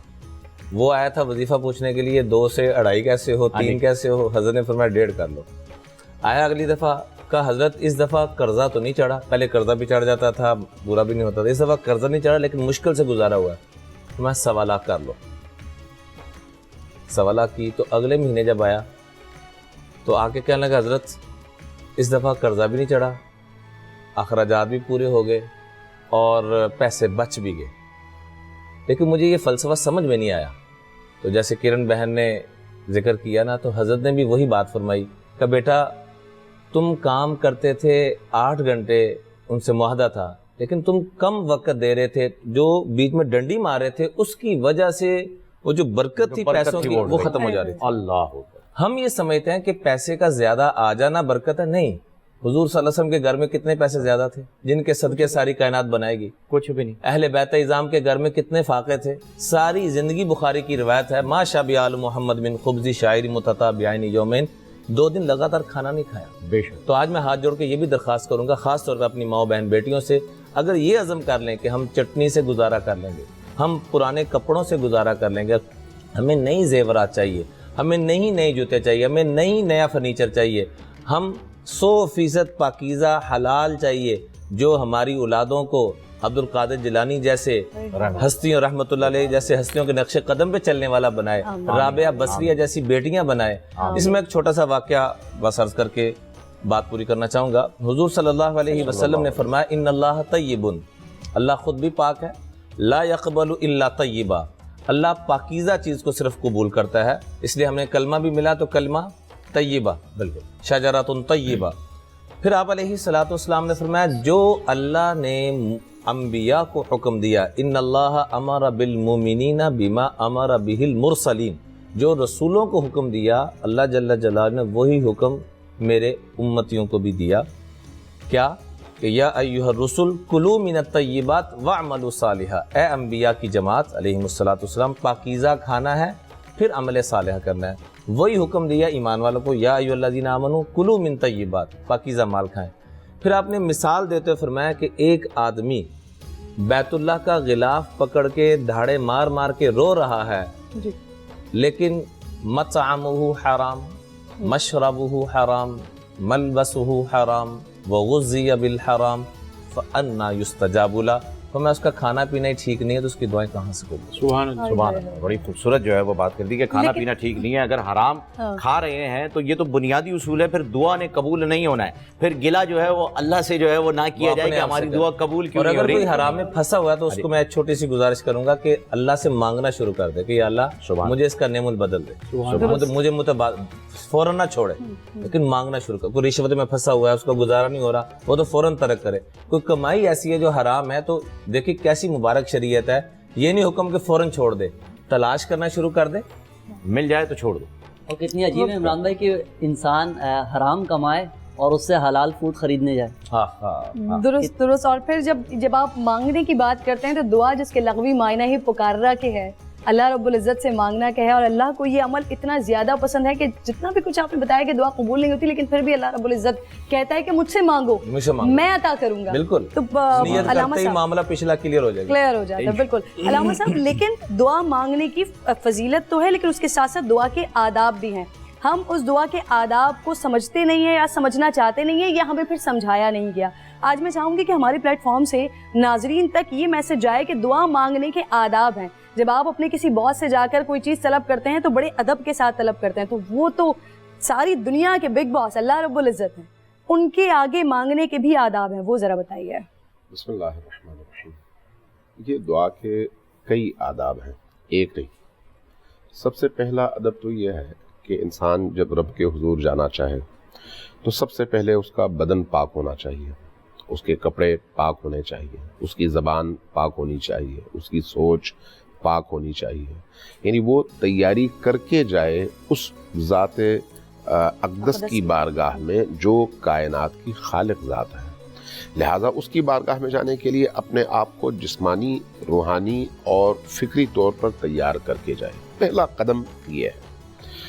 دوسرا قدم یہ ہے، جیسے بھی مولانا نے فرمایا، حرام سے اجتناب۔ حرام پیٹ میں لے کر آپ جائیں گے تو آپ اندر سے نجس ہیں، جب آپ نجس ہیں تو نجاستوں کے ساتھ تو پھر پاکیت کی بات ہو نہیں سکتی، لہٰذا اپنے آپ کو اس حوالے سے پاک کریں۔ ایک شخص آیا امیر المؤمنین علی ابن ابی طالب علیہ السلام کی بارگاہ میں، یہ نہج البلاغہ میں حدیث موجود ہے، کہا استغفر اللہ ربی واتوب الیہ۔ جب اس نے کہا استغفر اللہ ربی واتوب الیہ تو امیر المؤمنین غضب کے لہجے میں فرمایا کہ سکلت کا امک، تمہاری ماں تم پر روئے، کیا تمہیں نہیں معلوم کہ استغفر اللہ کا مطلب کیا ہے؟ وہ شخص جو استغفر اللہ ایسے جیسے ہم تسبیح ہاتھ میں لیے زبان چلاتے رہتے ہیں تو روٹین ہوتی ہے، بعض اوقات اس طرح کی کیفیت ہوتی ہے جس میں نہ انسان کا دل تسبیح کے ساتھ ہوتا ہے، نہ اس کی سوچ ساتھ ہوتی ہے، ذہن کہیں اور ہوتا ہے، ہاتھ کہیں اور ہوتے ہیں، انگلیاں کہیں اور ہوتی ہیں۔ کہا کہ کیا تمہیں نہیں معلوم استغفار کا مطلب کیا ہے؟ استغفار کرنے سے پہلے تم جاؤ تمہارے جسم میں جو حرام کی چربی چڑھی ہوئی ہے اس کو پگھلاؤ۔ استغفار سے پہلے تم جاؤ جتنا تم نے دوسروں کا مال جمع کیا ہوا وہ ان کو واپس لوٹاؤ۔ استغفار سے پہلے جاؤ جو حقوق الناس تمہارے ذمے واجب الادا ہیں ان کو ادا کرو۔ اس کے بعد جب ہر طرح سے پاک ہو جاؤ پھر آؤ اللہ کی بارگاہ میں اور کہو استغفر اللہ ربی واتوب الیہ۔ دعا ظاہر ہے استغفار بھی دعا ہی ہے۔ دعا کا جو ادب ہے اس ادب میں آپ دیکھیے احادیث کو اور قرآنی آیات کو، نماز بھی دعا ہے اصل میں۔ نماز میں آپ ابتدا سے انتہا تک جو کرتے ہیں وہ دعا ہے، اہدنا الصراط المستقیم دعا ہے، سورہ فاتحہ سے دعا، ٹھیک ہے، وہیں سے آپ شروع کرتے ہیں، سبحان ربی العظیم سبحان ربی الاعلی دعا ہے، ذکر ہے، دعا ہے۔ آپ جب تشہد میں بیٹھتے ہیں استغفر اللہ ربی واتوب الیہ دعا ہے۔ خود ہمارا یہ جو نماز کا سٹرکچر ہے خود یہ بھی اگر شعوری ہو تو یہی سٹرکچر ہمیں بتاتا ہے کہ ہمیں کیسا ہونا چاہیے۔ مشکل یہ ہے کہ روٹین کی یہ جو عبادات ہیں ہماری عادت ہے، عبادت نہیں ہے۔ واہ، عادت اور عبادت میں آسمان زمین کا فرق ہے۔ عادتاً ہم وضو کرتے ہیں، عادتاً ہم جا کے قرآن پڑھتے ہیں، عادتاً ہم جا کے نماز پڑھتے ہیں، لیکن اگر ہم عادتاً نہیں شعوری طور پر اور عبادتاً یہ کام انجام دیں تو نماز کا ہر جملہ، قرآن کریم کا ہر جملہ انسان کے دل کے اندر کی دنیا کو تبدیل کر دیتا ہے۔ انسان روک نہیں سکتا اپنی آنکھوں سے بہنے والے آنسوں کو، انسان روک نہیں سکتا اپنے آپ کو اللہ کی بارگاہ میں بچ جانے سے. تو اس لیے اس کا جو ادب ہے وہ پہلا ادب یہ ظاہری ہے. دوسرا ادب جو اس کے بعد سب سے اہم ہے وہ یہ ہے کہ بہترین دعا نبی کریم اور ان کی آل پر درود شریف ہے. بہترین دعا شیعہ سنی تمام روایات یہ بتاتی ہیں کہ جتنا تم دعا مانگنا چاہو اس سے بہتر دعا کوئی نہیں ہے. لہذا تم اپنی خواہش کو اگر دعا بنا کر اللہ کی بارگاہ میں پیش کرنا چاہو تو اس سے پہلے بھی نبی کریم اور ان کی آل پر دعا سلام بھیجو, صلوات بھیجو اور درود پڑھو, اور اس طلب کے بعد بھی ان ہستیوں پر تم درود بھیجو, سلام بھیجو. جب یہ کام کرو گے تو چونکہ اللہ نے قرآن کریم میں ایک بات کی ہے اور بڑی عجیب بات ہے, اللہ نے کسی کام میں کسی مخلوق کو شریک نہیں کیا, لیکن یہ جو کام ہے صلوات اور درود کا, اس میں اللہ نے فرمایا ان اللہ وملائکتہ یصلون علی النبی یا ایھا الذین آمنوا صلوا علیہ وسلموا تسلیما. یعنی یہ کام میں کرتا ہوں اور تم بھی کرو. اس کام میں اللہ نے دوسروں کو شریک بنایا ہے. سبحان اللہ. تو کیا مطلب ہے اس کا؟ جو اللہ شرک سے اتنا بیزار ہے وہ نبی کریم اور ان کی آل پر بھیجنے والے درود میں خود کہہ رہا کہ یہ کام کرو, میں بھی کرتا ہوں تم بھی کرو, میرے ساتھ شریک ہو جاؤ. یہ جو عبادت ہے اتنی بڑی عبادت ہے, اس لیے چونکہ یہ فرمایا, اس لیے ہمارے علماء نے وہ احادیث نقل کی, شاید کسی اور پروگرام میں عرض کر چکا تھا کہ لا تصلوا علیہ صلاۃ البطرہ, آل کو چھوڑو مت, آل کو شامل کرو. اب بعض اوقات غلط فہمی کی وجہ سے, بعض اوقات عدم علم کی وجہ سے, بعض اوقات عادت کی وجہ سے ہم چھوڑ دیتے ہیں. تو اگر ہم حضرت ابراہیم کی آل کو ہر صورت میں شامل کرتے ہیں جو کہ گزشتہ نبی ہیں, تو اپنے نبی کی آل کو کیسے چھوڑ سکتے ہیں؟ لہٰذا دونوں کو ساتھ لے کر چلیں. اور جب آپ درود بھیجیں گے, درود بھیجنے کے بعد جو بھی آپ دعا کریں گے ممکن نہیں ہے قبول نہ ہو, لیکن قبولیت کی شکلیں مختلف ہوتی ہیں. بعض اوقات آپ کہتے ہیں مجھے روٹی چاہیے, اللہ روٹی پہنچا دیتا ہے. بعض اوقات آپ کہتے ہیں مجھے روٹی چاہیے, اللہ روٹی نہیں پہنچاتا, لیکن روٹی کی جگہ ایسی چیز پہنچاتا ہے جس کے بارے میں آپ نے کبھی سوچا بھی نہیں ہوتا. ٹھیک ہے, جب اس طرح کی صورت ہو تو آپ کو اللہ پر یہ اعتماد ہونا چاہیے کہ اللہ نے جب اپنے دسترخوان پر آنے کی دعوت دیا ہے, اللہ نے جب آپ کو دعوت دیا ہے, آپ بھی اگر کسی کو اپنے گھر بلائیں اور کہیں کہ میں تمہاری خدمت کروں گی, میں تمہاری دعوت کر رہا ہوں, ٹھیک, تو آپ اپنے گھر کی بہترین چیز اس کے سامنے رکھتے ہیں. آپ بندے خدا ہیں. آپ جب یہ کام کرتے ہیں تو کیا اللہ کی غیرت گوارا کر سکتی ہے کہ وہ کہے ادعونی استجب لکم, تم مجھ سے مانگو میں دوں گا, اور جب میں مانگوں تو وہ کہے نہیں میں نہیں دوں گا؟ کیسے ہو سکتا ہے؟ اس کا مطلب یہ ہے کہ اس کے قبول کرنے کی کیفیات اور اس کی شرائط ہماری ضرورت کے حساب سے ہیں. بعض چیزیں ہم سمجھتے ہیں کہ ہمارے لیے ضروری ہیں, لیکن وہ جانتا ہے کہ میرے لیے نہ صرف ضروری نہیں ہے بلکہ نقصان دہ ہے. جہاں پر وہ سمجھے نقصان دہ ہے, ایک ماں کی طرح سے, ایک ماں جب بچہ آگ کا شعلہ مانگے تو بچے کے ہاتھ میں آگ کا شعلہ نہیں دیتی, کوئی خطرناک چیز نہیں دیتی, اس لیے نہیں کہ بچے کی بات نہیں مان رہی, اس لیے کہ وہ اس کے لیے خطرناک ہے. لہٰذا جو دعا بظاہر مجھے لگتا ہے کہ قبول نہیں ہوئی, اس پر مجھے یہ یقین ہونا چاہیے کہ کہیں پر میری مصلحت ایسی تھی جس کی وجہ سے اللہ نے اس کو قبول کیا اور کہیں پر سنبھال کے رکھا ہے میرے لیے. کرم اللہ وجہ جب دعا مانگا کرتے تھے, جو قبول ہوتی تھی اس پہ خوش ہوتے تھے, اور جو نہیں قبول ہوتی تھی اس پہ زیادہ خوش ہوتے تھے کہ اللہ رب العزت کی اس کے اندر رضا ہے. اور ایک چھوٹی سی چیز میں عرض کرنا چاہتی ہوں, آپ نے درود ابراہیمی کی بات کی, تو ناظرین درود ابراہیمی کی ہمیں فضیلت اور پھر اس سے بڑھ کر کیا ہوگی, علماء کرام میری تصحیح کریں گے اگر میں غلط کچھ کہہ رہی ہوں گی. جب ہم نماز پڑھتے ہیں اور نماز میں اگر کچھ غلطی ہو جاتی ہے, کوئی بھول چوک ہو جاتی ہے, تو اس کے بعد ہم سجدہ سہو ادا کر لیتے ہیں. لیکن اگر اتحیات کے بعد ہم درود ابراہیمی بھول جاتے ہیں تو پوری نماز ٹوٹ جاتی ہے, ہمیں آغاز سے نماز ادا کرنی ہوتی ہے. بغیر درود کے نماز نہیں ہوتی, بغیر درود کے تو نماز ہوتی نہیں ہے, بالکل اس میں کوئی شک نہیں ہے. اچھا, اگر ہم بھول جاتے ہیں. میں ایک علامہ صاحب کی بات سے ہی مجھے ایک واقعہ یاد آ گیا جو کہ حضور اکرم صلی اللہ علیہ وسلم کے زمانے کا ہی ہے. آپ صلی اللہ علیہ وسلم مکے میں تشریف رکھتے تھے, اور کمی بیشی اس میں جو ہے وہ معاف کیجیے گا مجھے. تو ایک شخص جو ہے وہ مدینے سے عمرے کی غرض سے آیا احرام کی حالت میں. 7 دن کا سفر ہوا کرتا تھا, اونٹوں پہ زیادہ تر سفر ہوتا تھا, تو احرام کی حالت آپ سمجھ سکتے ہیں کہ وہ نہا سکتا تھا, وہاں کے بال ٹوٹ گئے تو دم دینا پڑ جائے گا, دھول لگی ہوئی مٹی میں. جو شخص اسے دیکھ رہا ہے وہ یہی کہہ رہا ہے کہ یار کتنا نیک آدمی, عمرے کی غرض سے آیا, احرام باندھے ہوئے آیا ہے, اتنا نیک آدمی. اور وہ دعا کے لیے کھڑا ہو گیا مکے میں جب, تو آپ حضرت صلی اللہ علیہ وسلم نے فرمایا کہ اس شخص کی دعا قبول نہیں ہوگی, کیونکہ جو اس کے پیٹ میں ہے وہ حرام ہے. جو اس کے جسم پہ یہ تم لباس دیکھ رہے ہو, جسے تمہیں لگ رہا ہے کہ یہ حجت کر کے محنت کر کے آ رہا ہے, مشقت کر کے آ رہا ہے, یہ حرام کا ہے. جو یہ کھا کر آیا ہے وہ حرام ہے. یہاں تک کہ جس روپے سے اس نے اپنی اس جسامت کو بنایا ہے وہ بھی حرام کا ہے, وہ بھی قبول نہیں ہوگی. تو اتنی تکلیفوں کے بعد میں یہ کہنا چاہ رہا ہوں, کہنے کا مقصد یہ ہے کہ یہاں ہم حرام کمائی کو بڑے زبردست طریقے سے انجوائے کر کے حج کرنے جاتے ہیں, ہر سال عمرہ کرنے کے لیے جاتے ہیں, سال میں 2 مرتبہ, اس نیت سے کہ قبول ہو جائے گا. جبکہ حضور اکرم صلی اللہ علیہ وآلہ وسلم نے یہ بیان فرما دیا ہے کہ یہ عمل آپ کے قبول نہیں ہوں گے. عمران بھائی پھر ہم ایسا کیوں کرتے ہیں؟ ہماری سمجھ میں اتنی سی بات کیوں نہیں آ رہی کہ دعا کا, قبولیت کا, عمل کے قبول ہونے کا بنیادی طریقہ کار یہ ہے کہ آپ کا جو کمائی کا ذریعہ ہے, جو آپ کے پیٹ میں ہے, جو آپ اپنی اولاد کو کھلا رہے ہیں, اس کا حلال ہونا ضروری ہے, ظاہر و باطن کا پاک ہونا ضروری ہے. اصل میں نا ہم ہر چیز میں کثرت کے چکروں میں پڑ گئے ہیں.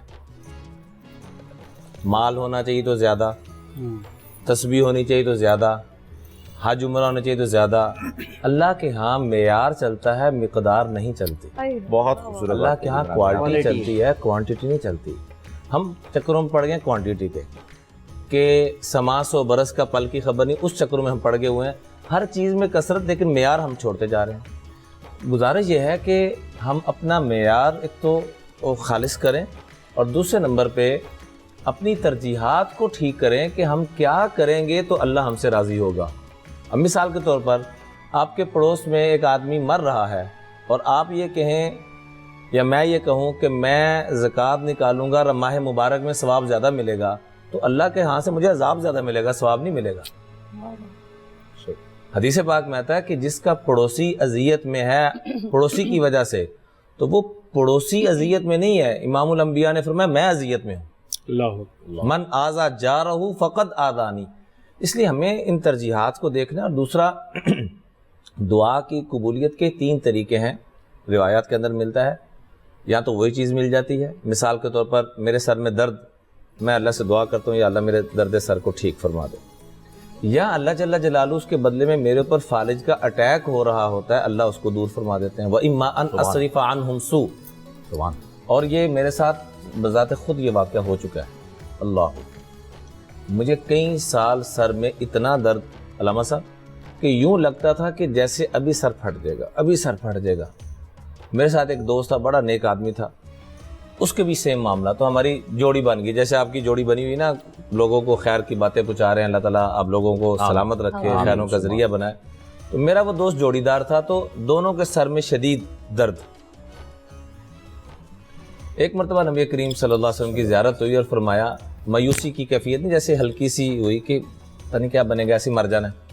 تو آپ نے فرمایا روزانہ تمہارے اوپر فالج کا اٹیک ہوتا ہے, اس دعا کے صدقے سے اللہ فالج کا اٹیک. سبحان اللہ. اور تیسرا اور سب سے اہم درجہ کہ فالج کا اٹیک بھی ٹھیک نہیں ہو رہا, سر درد بھی ہو رہا ہے. تیسرا اور سب سے بڑا درجہ وہ ہے کہ وَإِمَّا أَنْ أَدَّخِرَ لَهُمْ فِي الْآخِرَةِ, کہ اللہ تعالیٰ آخرت میں اس کے لیے ذخیرہ اکٹھا فرما دیتے ہیں. اور کل قیامت کے دن جب اس کا وہ اجر ملے گا تو تمنا پتہ کیا کرے گا انسان, کاش میری دنیا میں کوئی دعائیں قبول نہیں ہوتی. سبحان اللہ, سبحان اللہ, اتنا بڑا اجر ہے اس کا. جی. اس لیے اس چکر میں فہیم بھائی نہیں پڑھنا چاہیے ہمیں کہ میں دعا مانگ رہا ہوں, مجھے اس کا فرمایا جس کو دعا مانگنے کی توفیق مل گئی, سمجھ لیں کہ رب نے اس کو عطا کرنا ہے, تو مل چکا ہے. اب وہ اس کے راز جو ہیں وہ ہم نہیں جانتے, غیب کا علم وہی جانتا ہے, اسے ہی جچتی ہے یہ چیز. ہمیں ہمارے حق میں جو بہتر ہونا تھا وہ ہو چکا ہے. اور جیسے علامہ صاحب نے بڑی خوبصورت درود پاک والی بات فرمائی, تو اس سے مجھے وہ واقعہ یاد آ گیا کہ ایک صحابی آئے اللہ کے محبوب کے پاس علیہ الصلوۃ والسلام کے پاس, اور آ کے عرض کیا کہ میں ایک حصہ درود پاک پڑھتا ہوں, باقی دعا مانگتا ہوں. تو آپ نے فرمایا اگر اور زیادہ بڑھا لے تو اور بہتر ہے. پھر کرتے کرتے آخر میں کہا کہ یا رسول اللہ صلی اللہ علیہ وسلم, میں آج سے یہ نیت کرتا ہوں کہ آج کے بعد کوئی دعا نہیں مانگوں گا, صرف درود پاک ہی پڑھوں گا. آگے سے اللہ کے محبوب نے مسکراتے فرمایا اذن تکفی ہمک, اگر یہ بات ہے تو رب تیرے دنیا آخرت کے سارے غموں سے تجھے نجات عطا فرمائے اور ساری خوشیاں عطا فرما دے گا اور سب دعائیں مانگنے والوں سے بہتر عطا کر دے گا. آمین آمین ثم آمین. آغا صاحب وظیفہ جو ہے وہ آیا ہوا ہے, ایک سفیان بھائی ہیں, والدہ کا نام ناہید بتاتے ہیں, عمران بھائی کے شہر سیالکوٹ سے تعلق ہے ان کا. بلڈ پریشر کا وظیفہ بتا دیجئے. اچھا یہاں انہوں نے یہ نہیں بتایا کہ بلڈ پریشر ہائی ہے یا لو ہے, بس بلڈ پریشر کو کنٹرول رکھنے کا وظیفہ پوچھ رہے ہیں. بلڈ پریشر جو ہے وہ ہائی ہو لو ہو, سب سے پہلے تو آپ کسی اچھے جنرل فزیشین کے پاس لازمی جائیں تاکہ وہ آپ کا چیک کرے اچھی طرح لپڈ پروفائل. آپ کا بلڈ پریشر اگر ہائر سائڈ پر ہے تو آپ کو سب سے پہلے نمک اور اپنی غذائی احتیاط کرنی چاہیے, آپ کو واک کرنی چاہیے, آپ کو اپنی کیا نام ہے اپنے اس کو کنٹرول کرنا چاہیے. بڑے کا گوشت بھی نہیں کھانا چاہیے. جی بہت ساری چیزیں, یہ احتیاط آپ کو جنرل فزیشین بتائے گا کہ آپ کا اگر لوور سائڈ پر ہے تو اس کی احتیاط کچھ اور ہے, ہائر سائڈ پر ہے تو اس کی احتیاط کچھ اور ہے. اچھا اگر یہ بلڈ پریشر آپ کا کنٹرول میں, مانیٹر آپ کو صبح شام کرنا پڑے گا. اور اس کے بعد میں آپ کو ایک وظیفہ بتاتا ہوں, سلام قولم میں رب رحیم, سلام قولم میں رب رحیم, جو آپ کو یاسین شریف کے درمیان میں ایک آیت ملتی ہے جس کو قلب یاسین, یاسین شریف کا دل کہا جاتا ہے. یہ بہت بہترین دل کا دل ہے, یہ دل کا دل ہے. اس میں آپ ہائی بلڈ پریشر سے کنٹرول کر سکتے ہیں, اس کو شوگر کنٹرول کر سکتے ہیں. بہت ساری ایسے امراض جو آپ کے کنٹرول میں نہیں آ رہے ہوں, یہ وہ امراض ہیں جو قبر تک ساتھ جاتے ہیں. اس کا کوئی علاج آج تک جو ہے تشخیص نہیں ہوا, اس کا علاج صرف پرہیز ہے. لیکن اگر آپ اول و آخر درود پاک پڑھ کے سلام قولم میں رب رحیم ہر نماز کے بعد 11 مرتبہ یا عشاء کے بعد 111 مرتبہ پڑھ کے دم کریں, 7 دن تک انشاءاللہ یہ وظیفہ کر کے دیکھیں, انشاءاللہ تعالیٰ اللہ تبارک و تعالیٰ نے چاہا تو کرم ہوگا. روزانہ ایک بھوکے کو صدقے کا کھانا ضرور دیں, اور صدقہ دینا جو ہے وہ بہت افضل ہے. اچھا بات آپ کی اجازت سے تھوڑی سی آگے بڑھاؤں گا. بہت سارے لوگوں کو نظر بد کی وجہ سے بھی یہ معاملات ہوتے ہیں کہ وہ پتہ چلا تمام رپورٹس بالکل ٹھیک ہیں, احتیاط بھی چل رہی ہے, واک بھی کر رہے ہیں, تو 7 جو گول لال مرچیں ہوتی ہیں, 7 گول لال مرچیں, ثابت مرچ جس کو کہتے ہیں, اگر آپ ثابت لال گول مرچ اپنے ہاتھ میں لے کے سر سے لے کے پیر تک اتارتے ہوئے اول و آخر درود پاک پڑھتے ہوئے 7 مرتبہ سورہ فلق, 7 مرتبہ سورہ ناس, اول و آخر درود شریف پڑھ کے اپنے سر کے اوپر سے جیسے مس کرتے ہوئے, ٹچ کرتے ہوئے اگر آپ اس کو اتارتے ہیں, اتارنے کے بعد اس کو جلا دیں. جلانے کا طریقہ یہ ہوتا ہے کہ اس کو ایک توے پہ رکھیں اور اس کے بعد اس کو کسی چیز سے کور کر دیں اور چولہا کھول دیں. 5 سے 7 منٹ کے اندر جب آپ وہ ہٹائیں گے نا, اوپر سے کور ہٹائیں گے, تو وہ جل کے کالی ہو چکی ہوگی. لیکن یہ اس جگہ پر میں منع کرتا ہوں کرنے کے لیے کہ جہاں پہ کنجسٹڈ ماحول ہو, آس پاس گھر بہت زیادہ ہوں. پتہ چلا آپ نے اپنی تو نظر اتاری, دوسروں کی نظر خراب کر دی, ان کے آنسو, اس کی دوسروں کے آنسو نکال دیا. تو اس کا جو دوسرا طریقہ کار ہے وہ یہ ہوتا ہے کہ آپ ایک سفید کپڑا لیں گے 6 بائی 6 انچ چورس, اور اس کے اندر 6 ٹک لگائیں گے, اور وہ کام آپ اس طرح کریں گے کہ وہ 7 مرتبہ سورہ فلق, 7 مرتبہ سورہ ناس, اول و آخر درود پاک پڑھ کے اپنے جسم سے ٹچ کریں. ہمارے ملک پاکستان سے باہر USA کینیڈا وغیرہ کے اندر آپ وہاں پہ یہ مرچیں نہیں جلا سکتے, وہاں یہ طریقہ ہے. ہاں, تو اس کے لیے سفید, ہاں سفید رنگ کا کپڑا, اس میں 6 اس پہ ٹک لگائیں, اول و آخر درود پاک پڑھیں, جسم سے اس کو اتاریں اور جلائیں. دونوں میں ایک چیز سملر ہوگی, دونوں میں سے انشاءاللہ بو نہیں آئے گی. اچھا ایک چیز اس پہ کلیئر کیجیے گا, آپ نے کہا یہ سورہ اخلاص, سورہ فلق, سورہ ناس, صرف سورہ فلق سورہ ناس بھی ہو سکتا ہے, سورہ اخلاص, سورہ فلق, سورہ ناس بھی ہو سکتا ہے. تو مجھے یہ بتائیے کہ یہ 7 چیزیں پہلے پڑھ کر اور پھر اس کے بعد یہ مرچوں کا عمل کو مست کرنا ہے یا پڑھتے ہوئے مست کرنا ہے؟ دیکھیں یہ تو نیت ہو گئی, کام ہو گیا. یہ تو عمل تو بس ایسے ہی ہے, آپ نے اٹھایا, جیسے حضرت نے فرمایا کہ جب دعا مانگنے کی اللہ نے توفیق دے دی, سمجھو دعا قبول ہو گئی.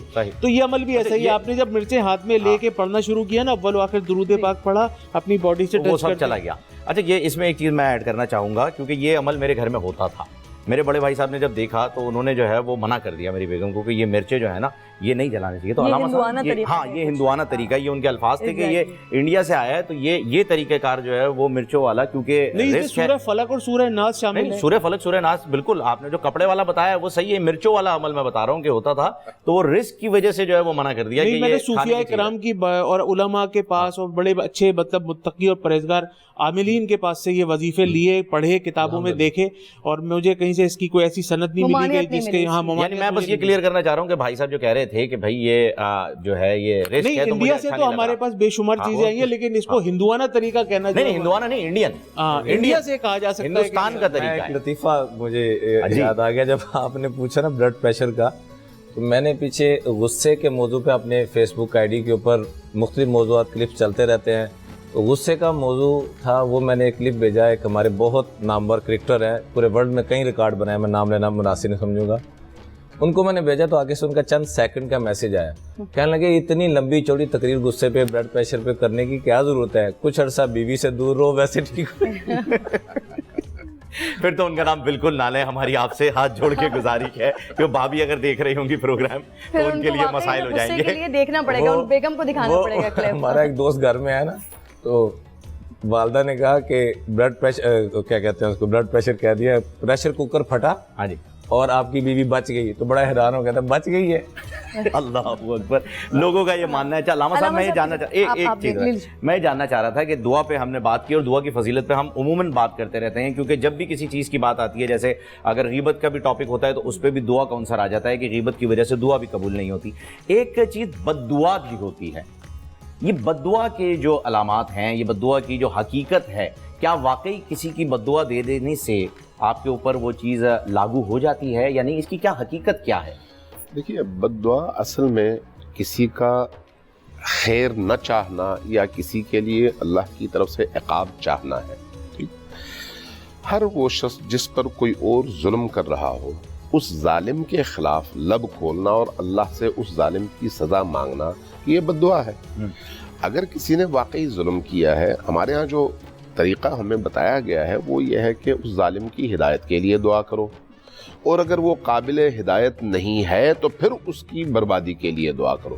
یہ جو اس کی بربادی کے لیے اللہ سے دعا ہے، یہ بری دعا ہے، یعنی بد کا مطلب بری دعا ہے۔ لیکن یہ بری دعا کب ہے؟ جب اس شخص کی ہدایت کے سارے دروازے بند ہو چکے ہوں۔ اللہ تبارک و تعالیٰ کی جو سنت ہے وہ رحمت پر مبنی سنت ہے۔ جب اللہ تبارک و تعالیٰ نے حضرت موسیٰ کو فرعون کے پاس بھی بھیجا تو فرعون جیسا شخص جو انا ربک الاعلیٰ کہتا تھا، انا ربکم الاعلیٰ کہتا تھا، اس شخص کے مقابلے میں بھیجتے ہوئے فرمایا کہ قولو قولا لینا، اس سے نرمی کے ساتھ گفتگو کرو۔ کیوں؟ یہ نرم انداز میں گفتگو سے ہو سکتا ہے اس کا دل نرم پڑ جائے اور وہ پلٹ آئے۔ یعنی یہ اللہ کی سنت ہے اور انبیاء کی سنت ہے۔ اب جہاں پر یہ کام نہ کر سکے وہاں پر پھر ظاہر ہے آپ اس کے عقاب کے لیے دعا کریں گے، اور یہ جو عقاب کی دعا ہے یہ خود انبیاء کی سیرت میں بھی تو موجود ہے۔ انبیاء نے بھی آخر کار جب کسی سے وہ بالکل مایوس ہو گئے اور اس کے ظلم اور ستم سے تنگ تھے تو پھر اس شخص کی بربادی کے لیے یا اس کی موت کے لیے انہوں نے دعا کی، جو کہ بد دعا ہے۔ لہٰذا بد دعا مطلق طور پر منع نہیں ہے، لیکن اس کا مورد ہے، اس کا مقام ہے، ہر جگہ نہیں۔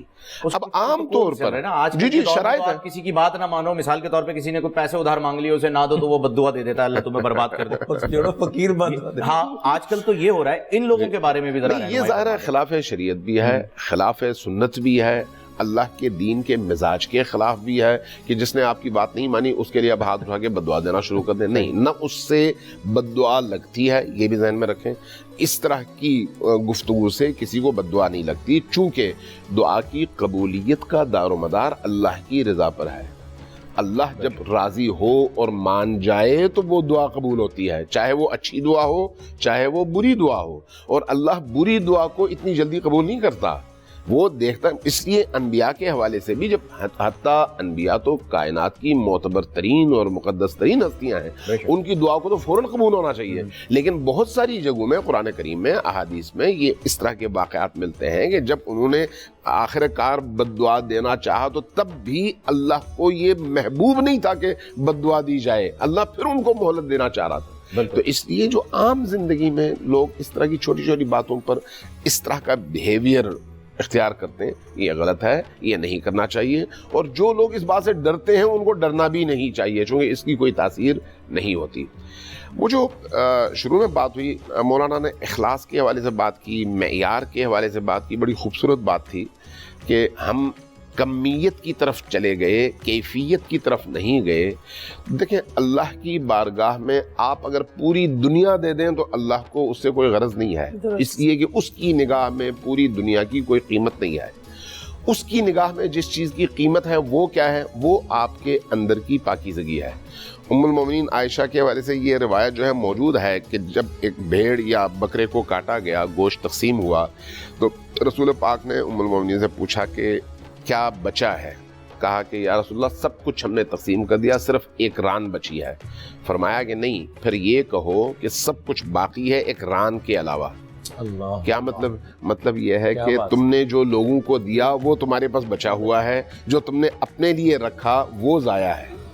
ٹھیک، اب اگر آپ غور کریں اس پر کہ یہ جو قرآن کی آیات نازل ہوئی ہیں، انما وَيُطْعِمُونَ الطعام علی حبہ یتیما و مسکینا و اسیرا، تو اگر 3 راتیں مسلسل امیر المؤمنین علی ابن ابی طالب کے گھر سے جو کی روٹی، سارا خانوادہ روزے میں، اور افطار میں اب پانی ہے اور جو کی روٹی ہے، دروازے پر جب مسکین آئے تو وہ روٹی اس کو دے دی جاتی ہے، غریب فقیر آئے اس کو دے دی جاتی ہے، یتیم آئے اس کو دے دی جاتی ہے، خود پانی سے افطار کرتے ہیں، تو پھر اللہ کی طرف سے جو آیت آتی ہے وہ کیا ہے؟ انما نطعمکم لوجہ اللہ لا نرید منکم جزاء ولا شکورا، ہم تمہارے شکریہ کے انتظار میں نہیں ہیں، تمہاری طرف سے جزا کے انتظار میں نہیں ہیں، ہمیں صرف یہ چاہیے کہ اللہ اس سے خوش ہو۔ تو اللہ کی نگاہ میں جب آپ خود وہ جو روایت اس کے حوالے سے، انگوٹھی کے حوالے سے، کہ مسجد نبوی میں امیر المؤمنین علی ابن ابی طالب رکوع کی کیفیت میں تھے اور ایک فقیر آیا اور اس نے مسجد والوں سے مانگا، کسی نے اس کو کچھ نہیں دیا، جب نہیں دیا تو اس نے ہاتھ اٹھائے، روایات میں یہ ہے کہ ہاتھ اٹھائے، کہا کہ بار اللہ تو گواہ رہنا، مسجد کے تمام نمازیوں سے میں نے مانگا، کسی نے کچھ نہیں دیا۔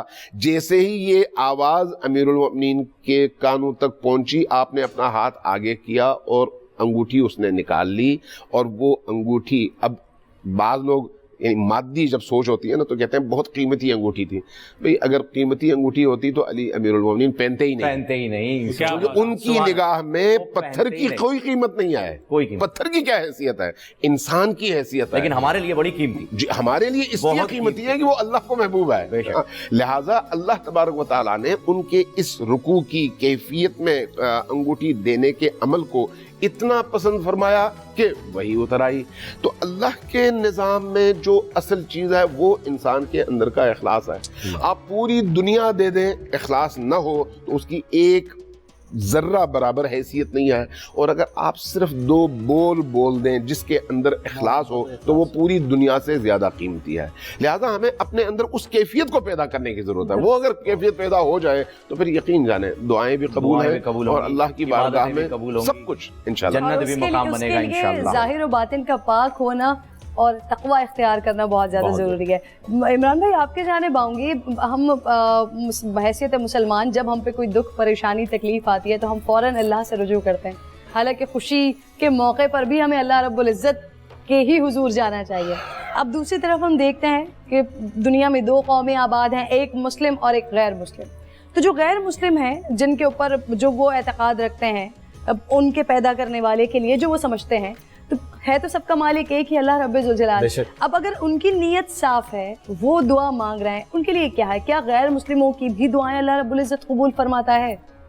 روایات کے اندر ایک واقعہ ملتا ہے کہ ایک آدمی 70 سال بت کو پکارتا رہا، یا سنم کہتا رہا، غلطی سے زبان سے ایک دفعہ نکل گیا یا صمد، اللہ قل هو اللہ احد اللہ الصمد، کیا بات، تو آسمانوں سے آواز آئی لبیک یا عبدی، بول میرے بندے، کیا بات، کیا چاہتا ہے؟ تو فرشتوں نے عرض کیا کہ باری تعالیٰ وہ 70 سال سے سنم کہتے ہیں بت کو پکار رہا تھا، حرف غلط کی طرح سنم کی بجائے سمد نکل گیا، تو آپ نے فوراً جواب دے دیا۔ فرمایا اگر سمد بھی جواب نہ دے تو سنم اور سمد میں کیا فرق ہے؟ سبحان اللہ۔ ایک گزارش تو یہ، دوسرا الحمدللہ ثم الحمدللہ، میں تحدیث بن نعمہ کہتے ہیں کہ اللہ کی کسی نعمت کو بیان کرنا۔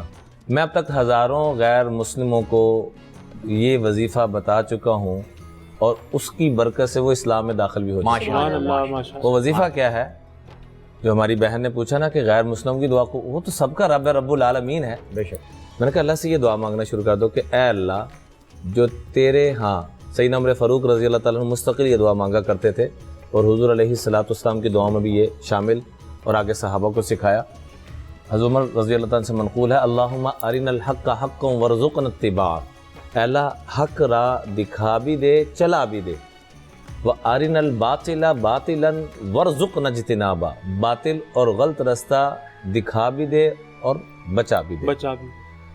تو آغا صاحب کئی میں نے غیر مسلموں کو الحمدللہ سینکڑوں نہیں ہزاروں میں، اور اللہ کے فضل و کرم سے اس کے حبیب کے صدقے سے وہ حضور کی غلامی میں آ چکے ہیں کہ یہ وظیفہ بتایا کہ اللہ سے یہ دعا مانگا کرو کہ اے اللہ جو راہ آپ کے ہاں مطلوب و مقصود ہے وہ ہمیں دکھا دے۔ سبحان اللہ۔ تو غیر مسلموں کی وہی سنتا ہے وَمَا مِن دَابَّةٍ فِي الْأَرْضِ إِلَّا عَلَى اللَّهِ رِزْقُهَا، اس کائنات میں جو بھی چلنے والا ہے، جو بھی رہنے والا ہے، سب کو رزق دینے والا بھی وہ، سننے والا بھی وہ، پوری کرنے والا بھی وہ۔ العالمین۔ اور رہا ایک معاملہ بد دعا کا، تو اس میں میں ایک گزارش عرض کرنا چاہوں گا۔ نبی کریم صلی اللہ علیہ وسلم نے ایک مرتبہ خواتین کو جمع فرمایا اور فرمایا یا معاشر النساء، اے عورتوں، تصدقنا واکثرن من الاستغفار، صدقہ خیرات کثرت سے کیا کرو اور اللہ سے معافی کثرت سے مانگا کرو۔ فإنی رأیتکن اکثر اہل النار، میں نے تمہاری اکثریت کو، عورتوں کو مخاطب کرتے ہوئے فرمایا، میں نے تمہاری اکثریت کو جہنم میں جاتے ہوئے دیکھا۔ تو عورتیں رو پڑی، روتے روتے ایک خاتون نے درخواست کی، اللہ اکبر، کہ یا رسول اللہ ما لنا اکثر اہل النار، ہماری اکثریت جہنم میں جانے کی وجہ کیا ہے؟ تو آپ علیہ السلام نے دو وجہ بیان فرمائی۔ فرمایا تکثرن اللعن، تم بد دعائیں بہت دیتی ہو۔ اللہ اکبر، بچے ہوگا تیرا بیڑا غرق ہو، تو تباہ ہو، تو برباد ہو، نہ۔ مجھے اس پہ شیخ عبد الرحمن سدیس کا واقعہ یاد آ گیا۔ شیخ عبد الرحمن سدیس کہتے ہیں کہ ایک مرتبہ گھر میں غربت اتنی تھی، شیخ عبد الرحمن سدیس اس وقت امام کعبہ جی اور پورے ائمہ حرمین کے بڑے ہیں ماشاءاللہ۔ وہ اپنا واقعہ مختصراً میں عرض کرتا چلا جاؤں کہ پیش کرتے ہیں کہ گھر میں فقر و فاقہ، مہمان آ گیا اوپر سے، تو والدہ کسی سے مانگ کر لے کے آئی، کھانا تیار کیا تو مجھے شرارت کیا سوجی، میں نے مٹی اٹھائی کھانے میں ڈال دی۔ ماں آئی تو آپ دیدہ ہو گئی، تو ماں بد دعا دینے کی بجائے ماں نے کہا اے اللہ تو اس کو حرم کا امام بنانا۔ اللہ اکبر۔ اور یہ بات بتاتے میں خود ان کے قدموں میں بیٹھا ہوا تھا فہیم بھائی، اللہ کی قسم پھوٹ پھوٹ کے رونا شروع ہو گئے اور کہا والدین سے درخواست کرتا ہوں کہ کبھی بچوں کو بد دعا۔ سبحان اللہ، سبحان اللہ، آپ درست فرما رہے ہیں۔ اگر آپ مجھے اجازت ہے، ہمارے پاس ایک کالر بھی ہے، لیکن اس سے پہلے میں ایک سوال لینا چاہ رہی ہوں، کیونکہ جو اولاد کے حوالے سے آپ نے بات کی نا، یہ ہمارے معاشرے کا ایک المیہ بنتا جا رہا ہے اور یہ تکلیف دہ پہلو ہے جس کے لیے سوال آیا۔ نیاز صاحب ہیں، صابرہ ان کی والدہ کا نام ہے، کہہ رہے ہیں اولاد نافرمان ہے، عزت نہیں کرتی ہے۔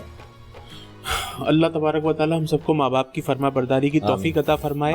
اور یہ بڑا خوبصورت واقعہ ماشاءاللہ آپ نے سنایا، اور یہ میں نے بھی الحمدللہ سن رکھا ہے۔ اولاد کو کبھی بد دعا نہیں دینی چاہیے، لیکن ماں باپ کی بھی کچھ اصول ہیں۔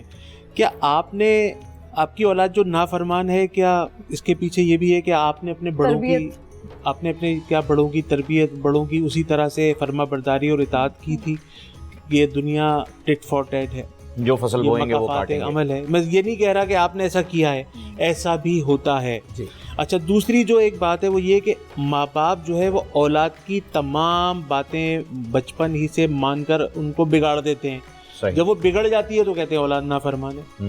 آپ نے اپنی اولاد کو خود اچھی تربیت دے کے سنوارنا ہوتا ہے اور بری تربیت دے کے اس کو بگاڑنا بھی ہوتا ہے۔ آپ ہی اپنے گھر کے سرپرست ہوتے ہیں، تو اپنی اولاد کو خدا کا واسطہ، میں حضرت کی بات کو سیکنڈ کروں گا کہ ان کو ایک تو کبھی بد دعا مت دیں، کیونکہ پروردگار جو ہے وہ جہاں دعائیں قبول فرماتا ہے وہاں ہو سکتا ہے کہ وہ آپ کی بد دعا بھی قبول فرما لے۔ اب ہمیں وہ نسخہ بتانا ہے، وہ وظیفہ بتانا ہے جس سے اگر کسی کی اولاد نافرمان ہے تو وہ اس شرارت سے باہر نکلے اور ماں باپ کی اطاعت گزار اور فرما بردار بن جائے۔ اب ہمیں کرنا یہ ہے کہ وہ کس وجہ سے نافرمان ہے۔ اگر وہ غلط دوستوں کی صحبتوں میں بیٹھ رہی ہے تو اس کے لیے تو کسی وظیفے کی ضرورت ہی نہیں ہے، آپ کو اس کو اچھے دوست دے دیجئے، اس کی گیدرنگ کو چینج کر دیجئے، اپنے خاندان کے لوگوں کو اس کے ساتھ ملا دیجئے، اس کو بٹھا کر کاؤنسلنگ کیجئے، اس کو بٹھا کر سمجھائیے، سورہ نساء پڑھ کر اس کو دم کیجئے، اس کو 5 وقتہ نماز کی پابندی کا شعور دیجئے، اس کو کسی دینی تحریک سے، دینی جماعت سے وابستگی کا اس کو موقع دیجئے۔ یہ سب کچھ کریں۔ اور ایک وظیفہ میں اور بتاتا ہوں، دیکھیں جی، ایک وظیفہ ہمارے یہاں ہوتا ہے نہانے کا وظیفہ۔ ہم نے گھر کے اندر اپنے واش روم کے اندر بالٹی آن کی، نل کھولا اور آ کے اپنے روم میں بیٹھ گئے وضو کر کے۔ ہم نے 11 مرتبہ پڑھنا ہے درود ابراہیم، 11 مرتبہ پڑھنا ہے سورہ فاتحہ، 11 مرتبہ آیت الکرسی، 11 مرتبہ سورہ کافرون، 11 مرتبہ سورہ اخلاص، 11 مرتبہ سورہ فلق، 11 مرتبہ سورہ ناس، 11 مرتبہ درود ابراہیم. 15 منٹ کا پیکیج ہے. اتنی دیر میں بالٹی بھر گئی، آپ نے جا کے بند کر دیا. اس پہ دم نہیں کرنا، پھونکنا نہیں ہے، کیونکہ اس پانی سے نہانا ہے اور اس کو سیوریج میں ڈالنا ہے. تو آپ نے یہ وظیفہ بڑا مجرب ہے، ہر مسئلے کا حل ہے الحمدللہ. کبھی کوئی مسئلہ ہو کر کے دیکھ لیجیے گا. دونوں ہاتھوں کو اپنے بالٹی میں ڈپ کریں اور اللہ تبارک و تعالیٰ سے کہیں کہ یا اللہ میں یہ ہاتھ دونوں اس میں بھگو رہا ہوں، پروردگار اس کے نہانے سے میرے روحانی، جسمانی اور تمام معاملات کو پروردگار درست فرما. اور اس کے بعد آپ اس پانی سے نہا لیں.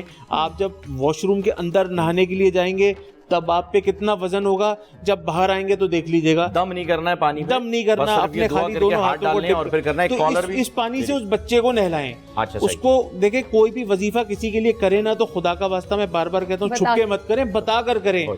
آپ کوئی اچھا کام کر رہے ہیں نا، آپ اللہ کے اوپر توکل کریں، بھروسہ کریں، بدگمانیاں پیدا نہ ہو جائیں. بدگمانیاں پیدا ہو جائیں، بھائی کوئی خدا نہ خواستہ کوئی کالا جادو کے نام پہ منسوخ ہو جاتا تو نہیں ہو رہا. بے شک. اچھا سلمان ہمارے ساتھ موجود ہیں سکھر سے، ان سے بات کر لیتے ہیں. السلام علیکم سلمان بھائی. وعلیکم السلام. جی جناب، کیا کہنا چاہیں گے؟ جی صدر صاحب سے میرا ایک سوال ہے کہ میرا رشتے وغیرہ میں کہیں پر بھی کرتا ہوں تو اس میں بات تھوڑی بہت چلتی ہے، پھر اس کے بعد ختم ہو جاتے ہیں. تو اس کے اوپر میں پوچھنا چاہ رہا ہوں کیا وظیفہ کروں میں. سلمان، والدہ کا نام آپ بتائیں گے، والدہ محترمہ کا؟ جی نگت نام ہے. نگت. سلمان نام ہے جی، ان کی والدہ کا نام نگت ہے. رشتے کی کوشش کرتے ہیں تو رکاوٹ آ جاتی ہے، ٹوٹ جاتا ہے. دیکھیں رشتے کی کوشش میں آج کل تو جو بھی اپنی بچیوں کی بہنوں کی شادیاں کسی سے کرتا ہے نا تو وہ دیکھتا ہے کہ اس کا اپنا مکان ہے یا نہیں ہے، یہ بچہ اچھے روزگار پر ہے، یہ شخص 5 وقتہ نماز کی پابندی کرتا ہے. اب اتنی تفصیل سے تو ان سے بات نہیں ہو پائی، لیکن یہ جو آپ کے رشتے ایگزیکیوٹ نہیں ہو رہے ہیں تو اس کے پیچھے بہت سارے عوامل ہو سکتے ہیں. اور ہم لوگ کی ہماری ایک عادت ہوتی ہے، ہم ہر چیز کو اٹھا کے روحانیت کے ڈبے میں ڈال دیتے ہیں. بالکل. اپنے تمام جو معاملات ہوں گے نا اس پہ کوئی ہماری تو یار کسی نے ہم پہ جادو کر دیا، کسی کی بندش ہو گئی، ہمارے گھر میں بیٹھے کمانے نہیں جا رہے، بندش ہوئی ہے ہمارے اوپر. اپنی غفلت ہم نے نہیں چھوڑنی. تو ایک بہت اچھا وظیفہ ہے 5 وقتہ نماز کی. دیکھیں پابندی اگر آپ نہیں کریں گے نا تو شادی بھی نہیں ہوگی. تو شادی کرنے کے لیے 5 وقت کی نماز کی پابندی ضروری ہے. رمضان شریف کا مہینہ ہے تو تہجد کی بھی پابندی کریں، تراویح بھی پڑھیں اگر آپ پڑھ سکتے ہیں. یہ تمام نمازیں تو پڑھنی ہی پڑھنی ہے، باوضو تو آپ کو رہنا ہی ہے، کیونکہ شادی تو زندگی کا سب سے بڑی سنت ہے نا، اللہ کے رسول کی میٹھی سنت ہے. آدھا ایمان آپ کا اس میں بچ جاتا ہے نا. تو یہ سارے یہ سنت پہ عمل کرنے کے لیے نمازوں کی پابندی ضروری ہے. یا لطیفو یا حلیمو ہر نماز کے بعد 100 مرتبہ پڑھیں. ان چیزوں کی پابندی کرتے ہوئے ہر نماز کے بعد 100 مرتبہ یا لطیفو یا حلیمو یا لطیفو یا حلیمو یہ کریں اور اللہ تعالیٰ سے دعا کریں. دعا عبادت کا مغز ہے. اگر آپ نے جتنے بھی 1 گھنٹے کا وظیفہ کیا اور 2 منٹ کی دعا مانگی تو یہ آپ نے غلط کیا. اگر آپ نے 1 گھنٹے کا وظیفہ کیا ہے تو کم سے کم 10 منٹ تو اللہ کی بارگاہ میں درود پاک مانگیں، بڑے خلوص کے ساتھ مانگیں اور اس نیت کے ساتھ مانگیں کہ اس نے قبول ہو جانا ہے، اس شکل میں نہیں تو کسی اور شکل میں. غافل دل سے دعا مت مانگو. یہ حضور علیہ السلام کی حدیث مبارکہ کا مفہوم ہے کہ آپ کی، جیسے علامہ نے فرمایا نا اس وقت کہ آپ کی انگلی کہیں اور ہوتی ہے، آپ کا ہاتھ کہیں اور ہوتا ہے، آپ کی سوچ کہیں اور ہوتی ہے اور آپ وظائف پڑھ رہے ہوتے ہیں. کا تعین نہ بھی کریں تو خلوص نیت کے ساتھ. کالر مولانا علی کرم اللہ وجہہ کی جو یکسوئی تھی نماز میں وہ ادا کریں. بے شک آمین. کالر ہے ہمارے ساتھ، ملیحہ کراچی سے تعلق ہے ان کا. السلام علیکم ملیحہ. وعلیکم السلام. رمضان مبارک آپ سب کو. جی خیر مبارک. جی بہن کیا کہنا چاہیں گی؟ سب سے پہلے تو میں آپ کو شور کی تعریف کرنا چاہوں گی. آپ ان کی ٹرانسمیشن بہت اچھی چل رہی ہے اور میں اپنی فیملی کے ساتھ دیکھتی ہوں. بہت شکریہ جی. اس کے بعد میں اپنا ایک سوال پوچھنا چاہوں گی. جی جی پوچھیے. کیا ہم لوگ جو ہے وہ غیر مسلم کے لیے دعا کر سکتے ہیں؟ غیر مسلم کے لیے دعا کر سکتے ہیں. اچھا جی، سوال ہو گیا آپ کا، مکمل ہو گیا؟ جی. علامہ صاحب ابھی تھوڑی دیر پہلے عمران بھائی نے اس کے لیے گفتگو فرمائی تھی، آپ بھی کچھ رہنمائی اس پہ. دیکھیے غیر مسلم کے لیے دعا اس معنی میں ضرور کی جا سکتی ہے کہ اللہ اس کو ہدایت دے اور اس رستے پر ڈال دے جس سے اس کی آخرت سنور جائے اور اللہ اس سے راضی ہو. غالباً ان کا اشارہ اس طرف تھا جو آج کل چل رہا ہے نا کہ کوئی کسی کا انتقال ہو جاتا ہے غیر مسلم کا تو ریسٹ ان پیس جو لکھ دیتے ہیں کہ جی وہ تو خیر آپ کا عرف ہے نا. آپ تسلیت ضرور کر سکتے ہیں کہ افسوس ہوا، یہ ہوا وہ ہوا، لیکن ظاہر ہے جب ایک شخص توحید کا منکر ہو، رسالت کا منکر ہو، قرآن کریم کا منکر ہو تو پھر اس کو آپ یہ دعا کیسے دیں گے کہ وہ آپ سے راضی ہو؟ یہ تو نہیں ہو سکتا نا. تو اس لیے جو ہے 2 الگ الگ چیزیں ہیں. چونکہ وہ انسان ہے اس لیے کسی انسان کی بھلائی چاہنا آپ کے دین کا حکم ہے، اور کسی انسان کی بہترین بھلائی اسی میں ہے کہ اس کو راہ ہدایت مل جائے۔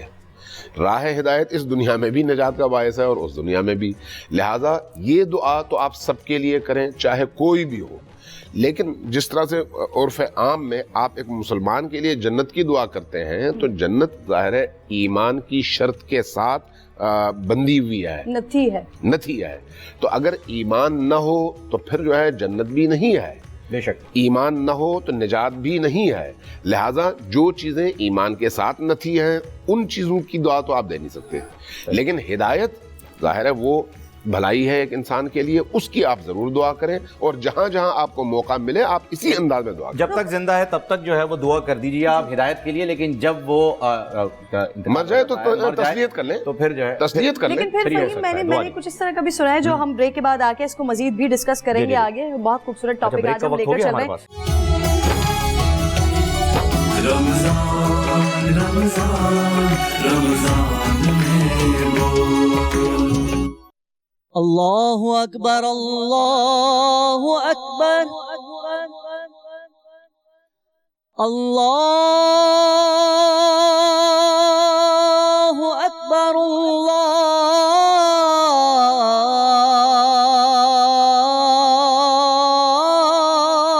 اللہ اکبر اشہد ان لا الہ الا اللہ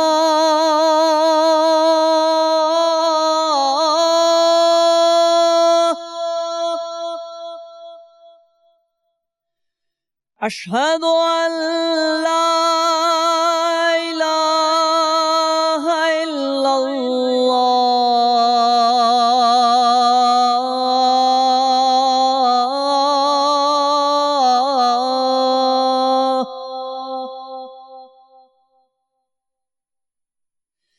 اشہد ان محمد رسول اللہ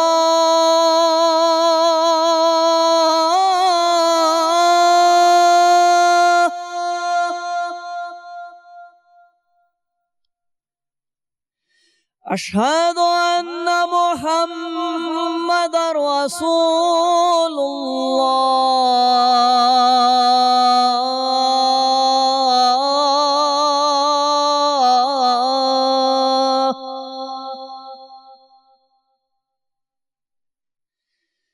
حی علی الصلاۃ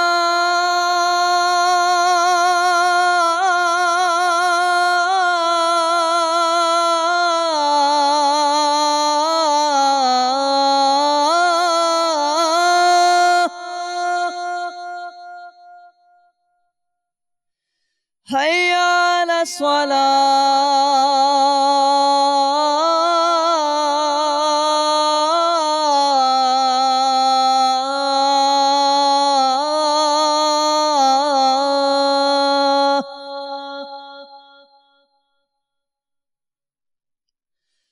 حی علی الفلاح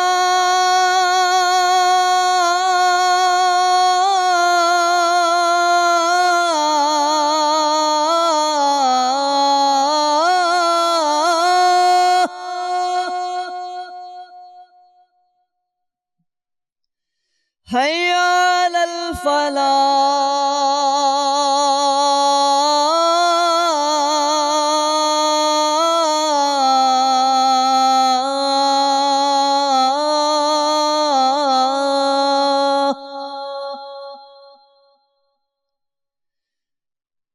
الصلاۃ خیر من النوم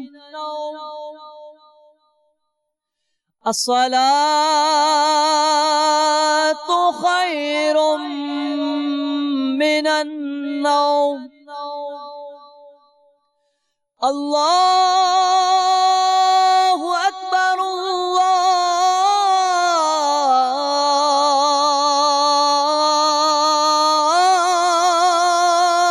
اکبر لا الہ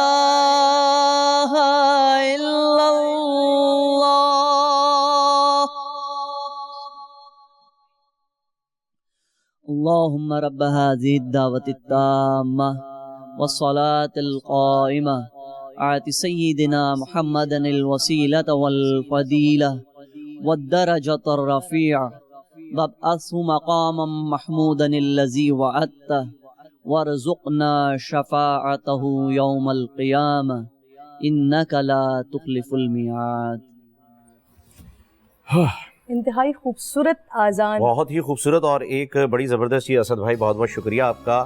آپ نے آج جنید جمشید بھائی مرحوم کی جو ہے وہ یاد تازہ کر دی جب آپ نے الصلاۃ خیر من النوم کہا, بالکل اسی انداز میں جیسے جنید بھائی جو ہے جب اذان فجر دیا کرتے تھے تو یہ الفاظ ان کے ہوتے تھے. اس کے لیے میں بڑا آپ کا مشکور ہوں. ناظرین کرام, ہم نے فہیم میں ایک اور چیز بھی اتنے خوبصورت مؤذنوں کو اتنی خوبصورت آذانیں دیتے ہوئے سنتی ہوں, اور دنیا بھر میں الحمدللہ جہاں جہاں مسلمان ہیں, جہاں جہاں آذان دی جاتی ہے, تو میں سوچتی ہوں کہ حضرت بلال کی آذان کی خوبصورتی کا عالم پھر کیا ہوگا. سبحان اللہ. کہ جو ہمیں چلتے پھرتے دنیا میں جو تصور نہیں کر پاتے, ہم تصور نہیں کر پاتے.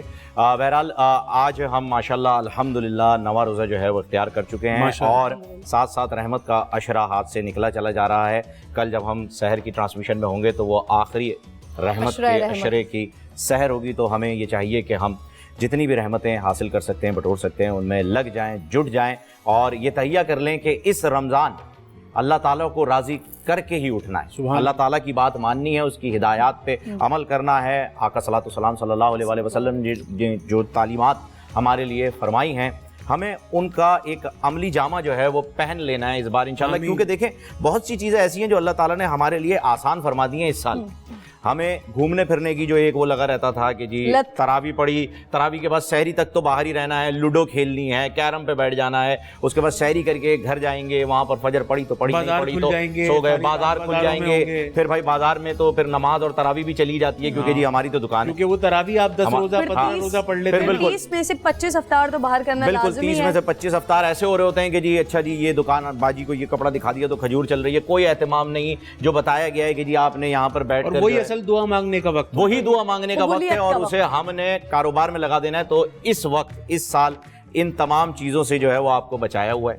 اللہ تعالیٰ کو راضی کیجئے اور دعا کیجئے کہ یہ جو کووڈ-19 جسے کرونا وائرس کہا جاتا ہے, یہ جو ایک عذاب ہے, آزمائش ہے, ہمیں نہیں پتہ ہے اللہ, بس یہ جو بھی ہے اس کے شر سے ہمیں محفوظ رکھیں. اور اس بات پر تو ہمارا ایمان ہے, ہمارا یقین ہے کہ اللہ رب العزت کی جانب سے جو بھی کچھ آتا ہے وہ انسان کی بھلائی کے لیے آتا ہے, آگے اس کی بھلائی کے لیے. بس اس کے شر سے ہمیں میں علامہ صاحب سے, کیونکہ اب جانے کا وقت قریب ہوا جاتا ہے, میں علامہ صاحب سے ایک آخری سوال جو ہم پہلے ڈسکس کر رہے تھے غیر مسلموں کے لیے جو ہم بات کر رہے تھے, تو ہم نے تو ایسا بھی سنا ہے کہ اللہ رب ذوالجلال لوگوں کے لیے ان کی آخرت میں ان کے اچھے اعمال کی وجہ سے آسانی کر دیتا ہے, اچھے اعمال کی وجہ سے آسانی کر دیتا ہے. تو کیا ہم کسی غیر مسلم کو یہ دعا ان کے مرنے کے بعد یہ دعا دے سکتے ہیں کہ اللہ آپ کے معاملات میں آسانی کرے یا آپ کے لیے آسانی کرے؟ کیونکہ ہم نے یہ سن تو رکھا ہے, پڑھ تو رکھا ہے کہ اس کی جو نیکیاں ہوں گی, جو اس کے نیک اعمال ہوں گے, جس طرح سے وہ لوگوں سے ملتا ہے یا جس طرح سے حسن اخلاق کا مظاہرہ کرتا ہے, اس کا اللہ رب العزت اس کو ریٹرن آخرت میں دیں گے.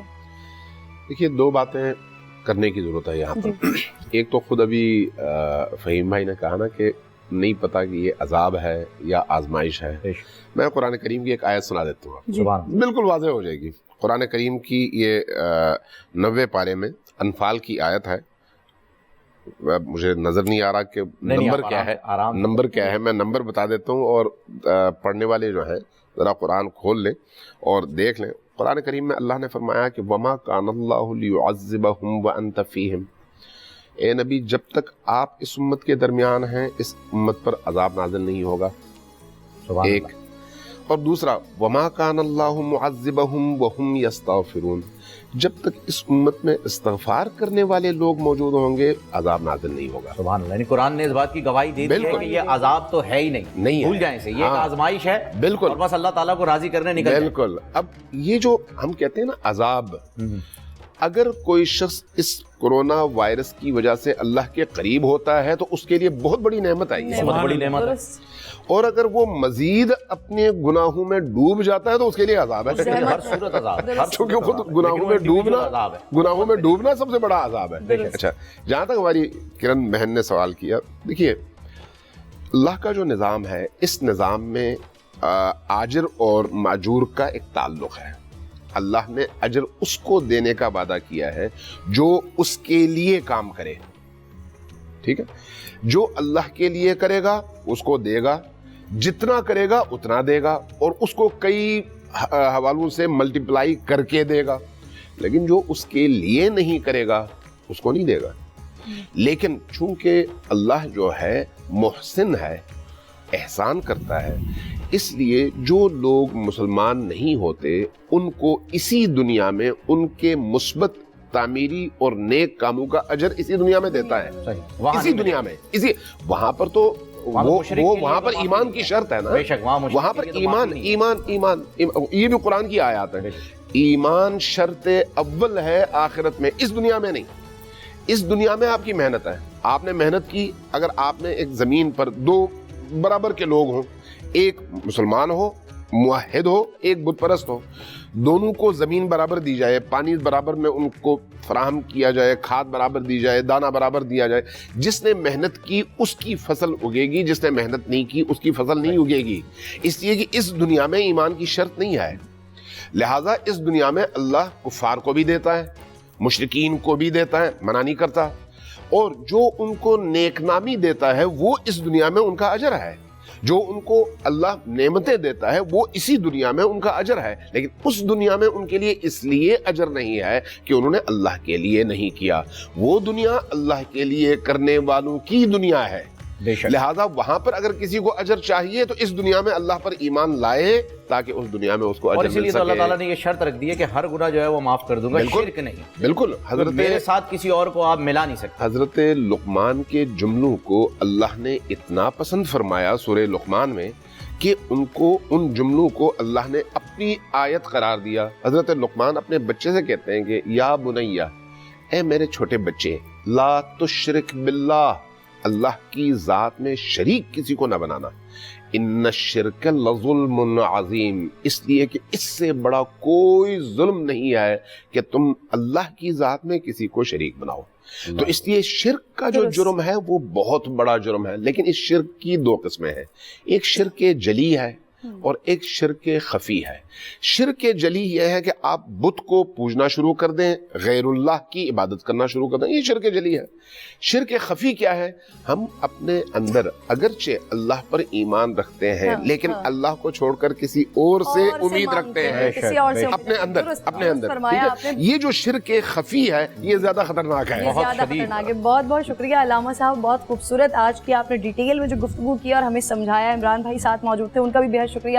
آغا بھائی آپ کا اور آپ کا بھی بہت شکریہ. اور آج جو ہم نے دعا کے اوپر بات کی ہے تو اللہ رب ذوالجلال سے دعا ہے کہ ہم تمام مسلمانوں کا خاتمہ ایمان پر ہو. بریک کا وقت, بلکہ ہم طارق مسعود صاحب کی جانب چل رہے ہیں. ہدایت کے بول ہیں, دعا کی فضیلت کے بارے میں بتا رہے ہیں, تو آپ کو ہدایت کے بول کی جانب لیے چلتے ہیں. بالکل.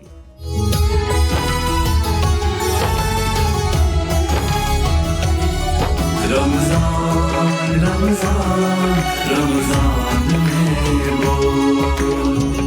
الحمد لله نحمده ونصلي على رسوله الكريم. اما بعد فاعوذ بالله من الشيطان الرجيم. بسم الله الرحمن الرحيم. وقال ربكم ادعوني استجب لكم. وقال الله تبارك وتعالى وإذا سألك عبادي عني فإني قريب أجيب دعوة الداعي إذا دعان فَلْيَسْتَجِيبُوا لِي وَلْيُؤْمِنُوا بِي لَعَلَّهُمْ يَرْشُدُونَ. آج میں جس ٹاپک پر بات کروں گا اس کا عنوان ہے دعا. دعا کی فضیلت, دعا مانگنے کا طریقہ, دعا کی قبولیت کے احکام.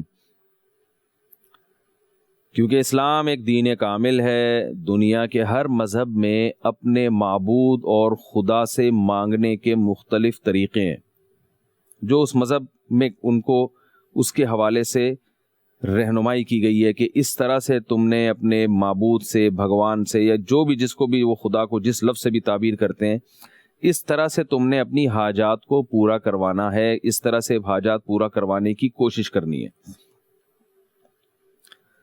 تو مختلف طریقے دنیا میں مختلف عبادت گاہوں میں رائج ہیں. اسلام جیسے ہر حکم میں دوسرے مذاہب سے ممتاز ہے. اسلام میں جو آپ کو نماز کا نظام ملے گا یہ دنیا کی کسی مذہب میں نہیں ہے.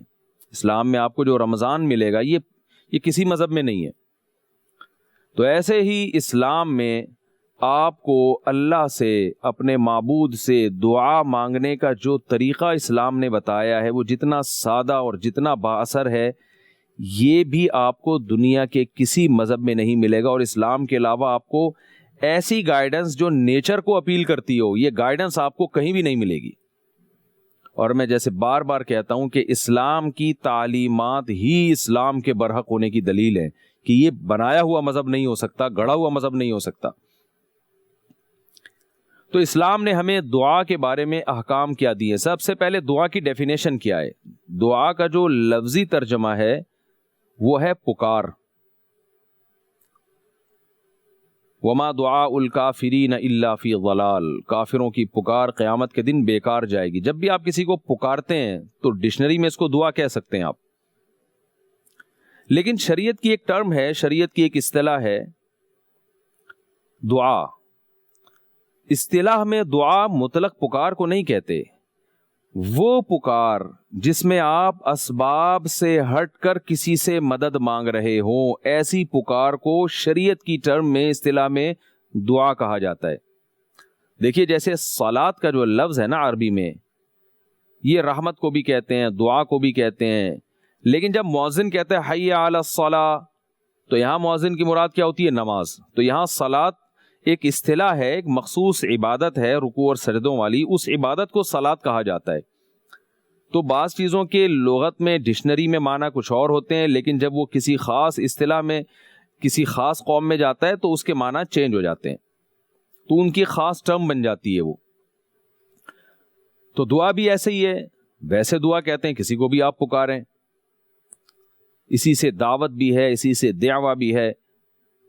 تو لیکن جب آپ شریعت کی بات کرتے ہیں تو شریعت میں دعا کا معنی یعنی ایسی مدد کے لیے پکارنا کہ جس مدد میں اسباب کا دخل نہ ہو. مثال کے طور پر مجھے اگر بالفرض پانی چاہیے اور میں آپ سے کہتا ہوں کہ پانی لے کر آئیں, تو میں نے آپ کو پکارا, بھائی جان آپ پانی لے کر آئیں.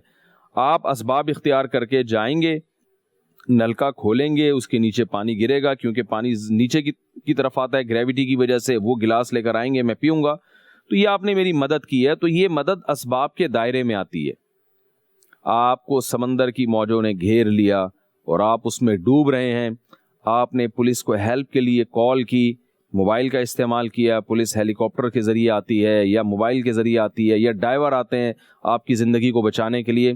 تو یہ کام سارے جتنے بھی کام ہیں ان کی کوئی لاجک ہے, اور یہ اسباب اختیار کر کے یہ سارے کے سارے کام ہو رہے ہیں.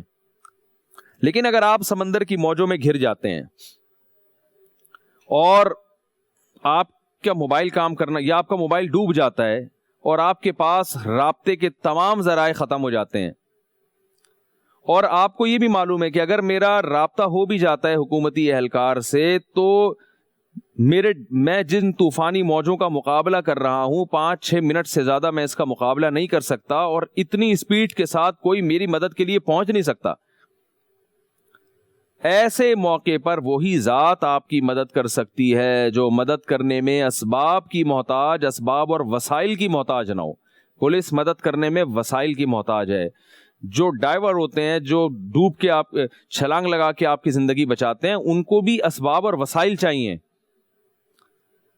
ایسے موقع پہ جب اسباب اور وسائل کی دنیا میں آپ ناکام ہو چکے ہوں, ایسے موقع پہ اگر آپ کسی کو مدد کے لیے پکاریں گے تو شریعت کی ٹرم ہے, اصطلاح ہے, ایسے موقع پہ اس قسم کے پکارنے کو اسلام دعا کے لفظ سے تعبیر کرتا ہے, اور یہ دعا اللہ کے علاوہ کسی اور سے جائز نہیں ہے, شرک ہے, اس سے آپ کافر ہو جائیں گے, اسلام سے خارج ہو جائیں گے. وَمَن يَدْعُ مَعَ اللَّهِ إِلَٰهًا آخر, فرمایا جو اللہ کے سوا کسی کو پکارتا ہے تو اللہ فرماتے ہیں فَإِنَّمَا حِسَابُهُ عِنْدَ رَبِّي, اللہ کے ذمے ہے کہ اس کا حساب لے وہ قیامت کے دن. کیوں پکارا تم نے؟ یہ تمہاری طرح مجبور ہیں. یا ایھا الناس انتم الفقراء الی اللہ, اے لوگو تم سب کے سب اللہ کے در کے فقیر ہو. واللہ هو الغنی الحمید, صرف اللہ وہ ذات ہے جو بے پرواہ ہے اور قابل تعریف ہے.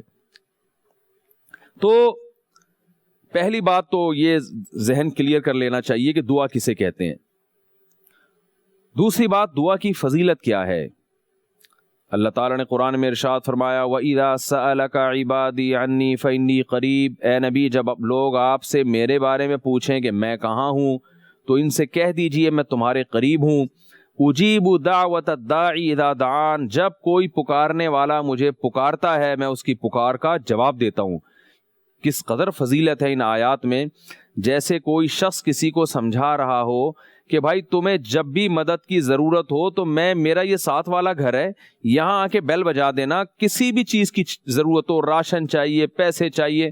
تو یہ جو قریب ہونے کا تذکرہ وہ کر رہا ہے کہ میں بالکل ساتھ والے گھر میں رہتا ہوں, یہ اس لیے کر رہا ہے یہ بتانے کے لیے کہ آپ کو میرے پاس آنے میں کوئی ٹینشن نہیں ہونی چاہیے, اور ترغیب دے رہا ہے کہ آپ ضرور آئیں کیونکہ میں کوئی دور نہیں رہتا, میں تو آپ کے ساتھ رہتا ہوں.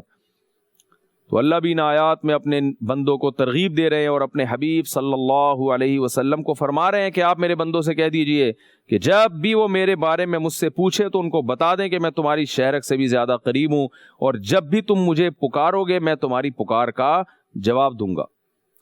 اور ایک جگہ اللہ نے فرمایا ان الذین یستکبرون عن عبادتی سیدخلون جہنم داخرین. جو لوگ میری عبادت, اور مشہور تفسیر کے مطابق یہاں عبادت سے مراد دعا ہے کیونکہ اس سے پہلے دعا کا ذکر ہے اس آیت سے پہلے, جو دعا مانگنے میں تکبر سے کام لیتے ہیں قریب وہ جہنم میں داخل ہوں گے اور ذلیل ہو کر داخل ہوں گے. کیوں اتنی بڑی دھمکی دی؟ اس لیے کہ جو دعا نہیں مانگتا اس کا یہ کانسیپٹ ہے اللہ کے بارے میں کہ میں اللہ کا محتاج نہیں ہوں اور میں اپنے بلبوتے پہ سارے کام کر سکتا ہوں. تو یہ کبر ہے, یہ تکبر ہے.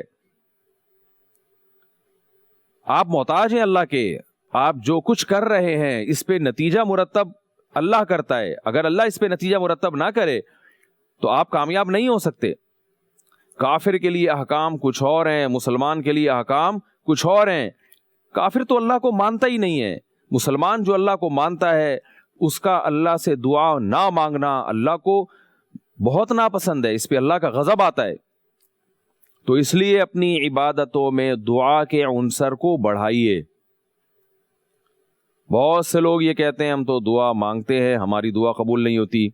آپ صلی اللہ علیہ وسلم نے ارشاد فرمایا کہ انسان دعا مانگتا رہتا ہے اللہ قبول کرتے رہتے ہیں, یہ مانگتا رہتا ہے اللہ قبول کرتے رہتے ہیں, یہاں تک کہ ایک وقت آتا ہے کہ انسان اپنی زبان سے یہ الفاظ کہتا ہے کہ اے اللہ میں دعا مانگتا ہوں مگر تو قبول نہیں کرتا, کیونکہ اس کو قبول ہوتی بھی نظر نہیں آ رہی ہوتی نا, تو اس لیے یہ الفاظ کہنا شروع کر دیتا ہے. تو آپ صلی اللہ علیہ وسلم نے فرمایا جس وقت یہ الفاظ کہتا ہے اس وقت سے قبول ہونا بند ہو جاتی ہے, اس سے پہلے ساری دعائیں اس کی قبول ہو رہی ہوتی ہیں. تو یہ کہتا کیوں ہے؟ اگر قبول, سوال پیدا ہوتا ہے کہ اگر اس سے پہلے کی دعائیں اس کی قبول ہو رہی تھیں تو پھر اس نے یہ کیوں کہا کہ اللہ میں دعا مانگتا ہوں قبول نہیں ہوتی؟ یہ اس لیے کہا کہ اس کا یہ خیال ہے کہ جو چیز میں جیسے مانگوں گا بعین ہی ایز اٹ از اللہ اس دعا کو قبول کریں گے, جبکہ ایسا ہے نہیں.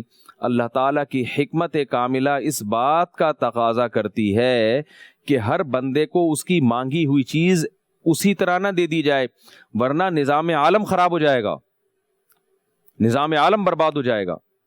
یہ اللہ کی حکمت ہے, اور کیا ہو جائے گا کیا نہیں ہو جائے گا ہم نہیں جانتے, لیکن اللہ حکمت والی ذات ہے. اس میں بڑی حکمت یہ ہے کہ اگر اس طرح سے لوگوں کی دعائیں قبول ہوں کہ جو مانگا فوراً آپ کو مل گیا تو غیب پر ایمان ختم ہو جائے گا. ہر آدمی مصلی بچھا کے مسجد میں بیٹھ جائے گا, کافر بھی آ جائیں گے, بھائی جو مانگو فوراً مل جاتا ہے. تو اللہ تعالیٰ نے اس معاملے میں غیب پر معاملہ رکھا ہے. اس لیے دعا کی قبولیت کے مختلف طریقے اللہ تعالیٰ نے رکھے ہیں. جو ایمان والے لوگ ہیں ان تمام طریقوں پہ یقین رکھ کر اللہ سے مانگتے ہیں, اور جن کا ایمان کمزور ہے وہ مایوس ہو کے اللہ سے دعا مانگنا چھوڑ دیتے ہیں. تو علماء نے قرآن و سنت کی روشنی میں بتایا ہے کہ دعائیں قبول کیسے ہوتی ہیں, دعائیں قبول ہونے کا انداز کیا ہوتا ہے. ایک انداز یہ ہوتا ہے کہ آپ کسی مصیبت کے بارے میں دعا مانگ رہے ہیں کہ اللہ اس مصیبت کو مجھ سے ٹال دے. اللہ بعینی ہی وہ مصیبت نہیں ٹالتے, لیکن ایک دوسری اس سے بڑی مصیبت آنے والی ہوتی ہے, اللہ اس کو ٹال دیتے ہیں. اب چونکہ آپ نے ایک مصیبت دیکھی ہے, وہ آپ کو نظر آ رہی ہے کہ وہ نہیں ٹلی, تو آپ کا اس پر تو ایمان ہے. لیکن ایک مصیبت آپ نے دیکھی نہیں ہے آتے ہوئے, تو ٹلتے ہوئے آپ نے کہاں سے دیکھی؟ لہذا جب آپ نے نہ آتے ہوئے دیکھی نہ اس کو جاتے ہوئے دیکھا, تو آپ اللہ سے بدگمان ہونا شروع کر دیتے ہیں کہ میں اللہ سے مصیبت کے ٹلنے کی دعا مانگ رہا ہوں اور اللہ میری دعا قبول نہیں کرتے، حالانکہ اللہ نے اس دعا کو اس سے زیادہ جاندار طریقے سے قبول کیا ہوتا ہے کہ اس سے بھی بڑی مصیبت آپ کی طرف آنے والی ہوتی ہے جو اللہ اپنے فضل سے ٹال چکے ہوتے ہیں۔ آپ کو کیا معلوم کہ آپ جب صبح گھر سے نکلنے والے تھے تو کس ٹرک کے نیچے آ کے آپ کا ایکسیڈنٹ ہونا تھا، کون سا وائرس آپ کی باڈی میں جانا تھا جس نے آپ کو بیمار کرنا تھا، آپ کو کیا معلوم؟ یہ تو اللہ کے علم ہے، غیب کا علم اللہ کے پاس ہے۔ تو اللہ اپنے خزانوں سے کیا کرتے ہیں کہ یہ دعائیں مانگ رہا ہے لیکن میں اس دعا کو قبول نہیں کرتا، مگر رد بھی نہیں کرتا، تو میں اس کی دعا کو اس طرح سے قبول کروں گا کہ اس مصیبت کو دور کر کے اس مصیبت کو باقی رہنے دوں گا، لیکن اس سے بڑی مصیبت اس پر سے میں دور کر دوں گا۔ اور یہ مشاہدے پر مبنی ایک حقیقت ہے۔ قرآن میں اللہ نے سورہ کہف میں واقعہ سنایا کہ حضرت خضر علیہ السلام نے ایک نوجوان بچے کو قتل کیا۔ موسیٰ علیہ السلام نے پوچھا اس کو معصوم کو قتل کیوں کیا؟ آپ نے فرمایا اللہ کے علم میں یہ بات تھی کہ یہ بڑا ہو کر اپنے والدین کو ستائے گا، تو اللہ نہیں چاہتے تھے کہ اس کے والدین کا بڑھاپا برا گزرے، تو اللہ تعالیٰ نے اس بچے کی موت آپ کے ہاتھوں کروا دی، اور اللہ تعالیٰ ان والدین کو اس کے بدلے دوسرا بیٹا عطا کرے گا جو ان کی خدمت کرے گا۔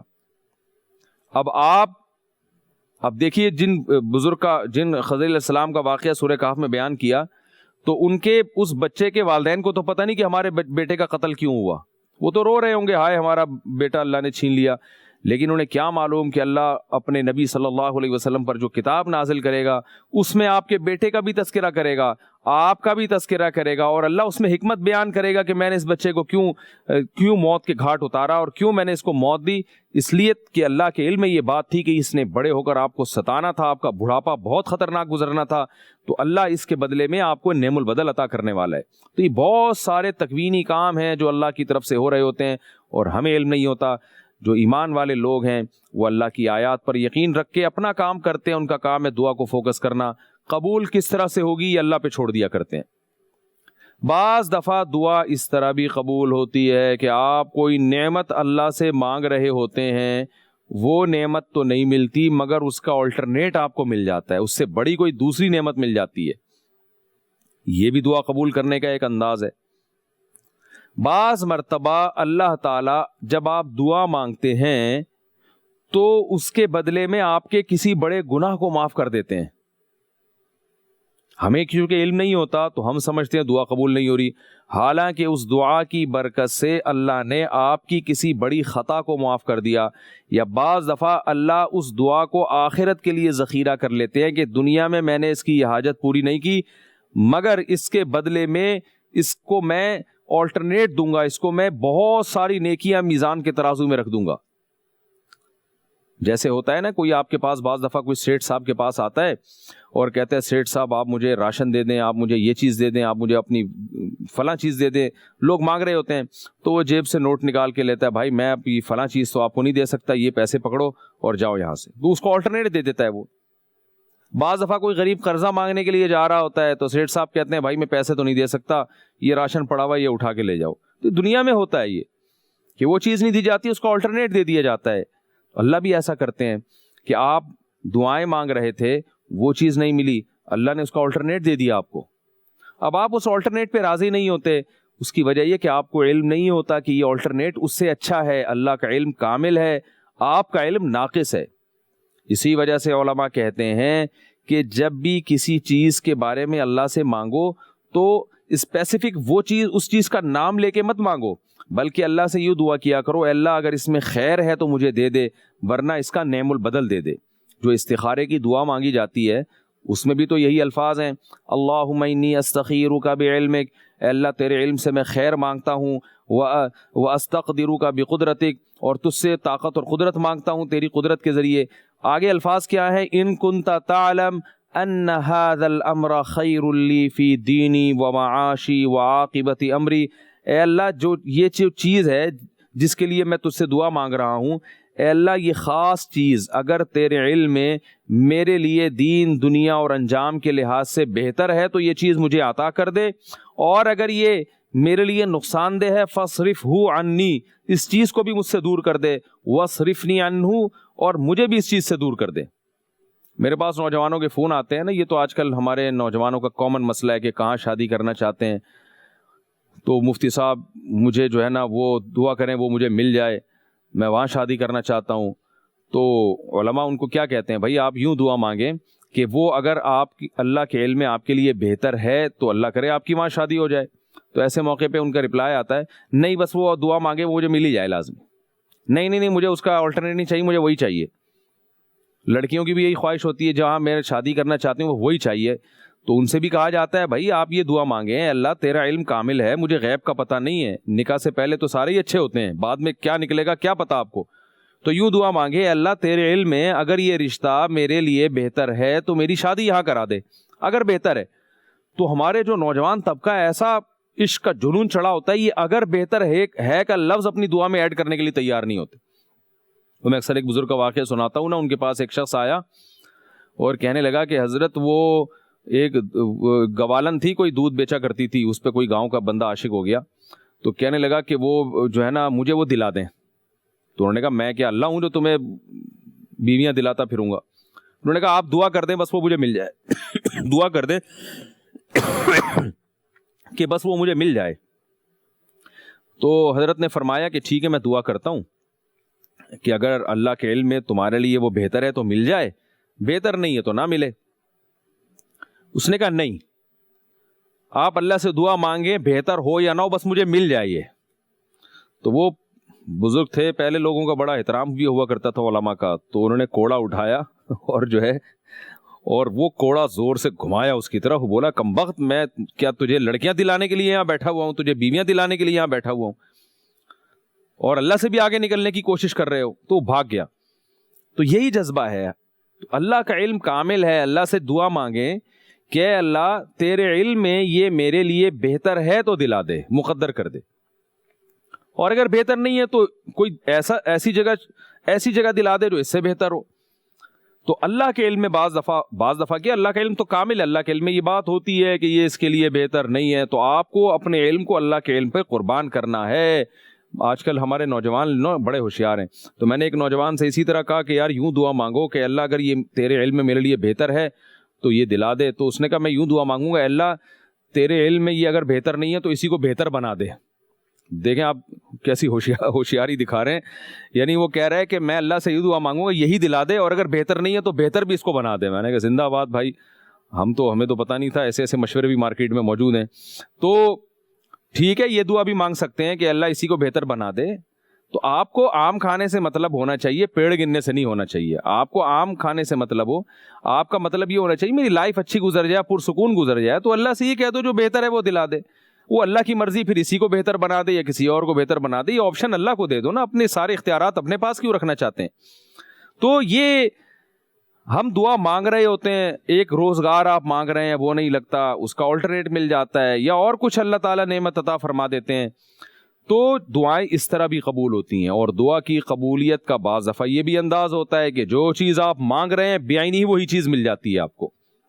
ایسا بھی بہت ہوتا ہے کہ اللہ تعالیٰ وہی چیز دے دیتے ہیں. امام بخاری رحمہ اللہ تعالیٰ بچپن میں نابینا ہو گئے تھے. آپ کی والدہ نے اللہ سے دعا مانگی کہ اللہ میں نے اپنے بچے کو عالم بنانا ہے, علم سکھانا ہے, یہ نابینا ہو گئے, یہ کیسے علم حاصل کریں گے؟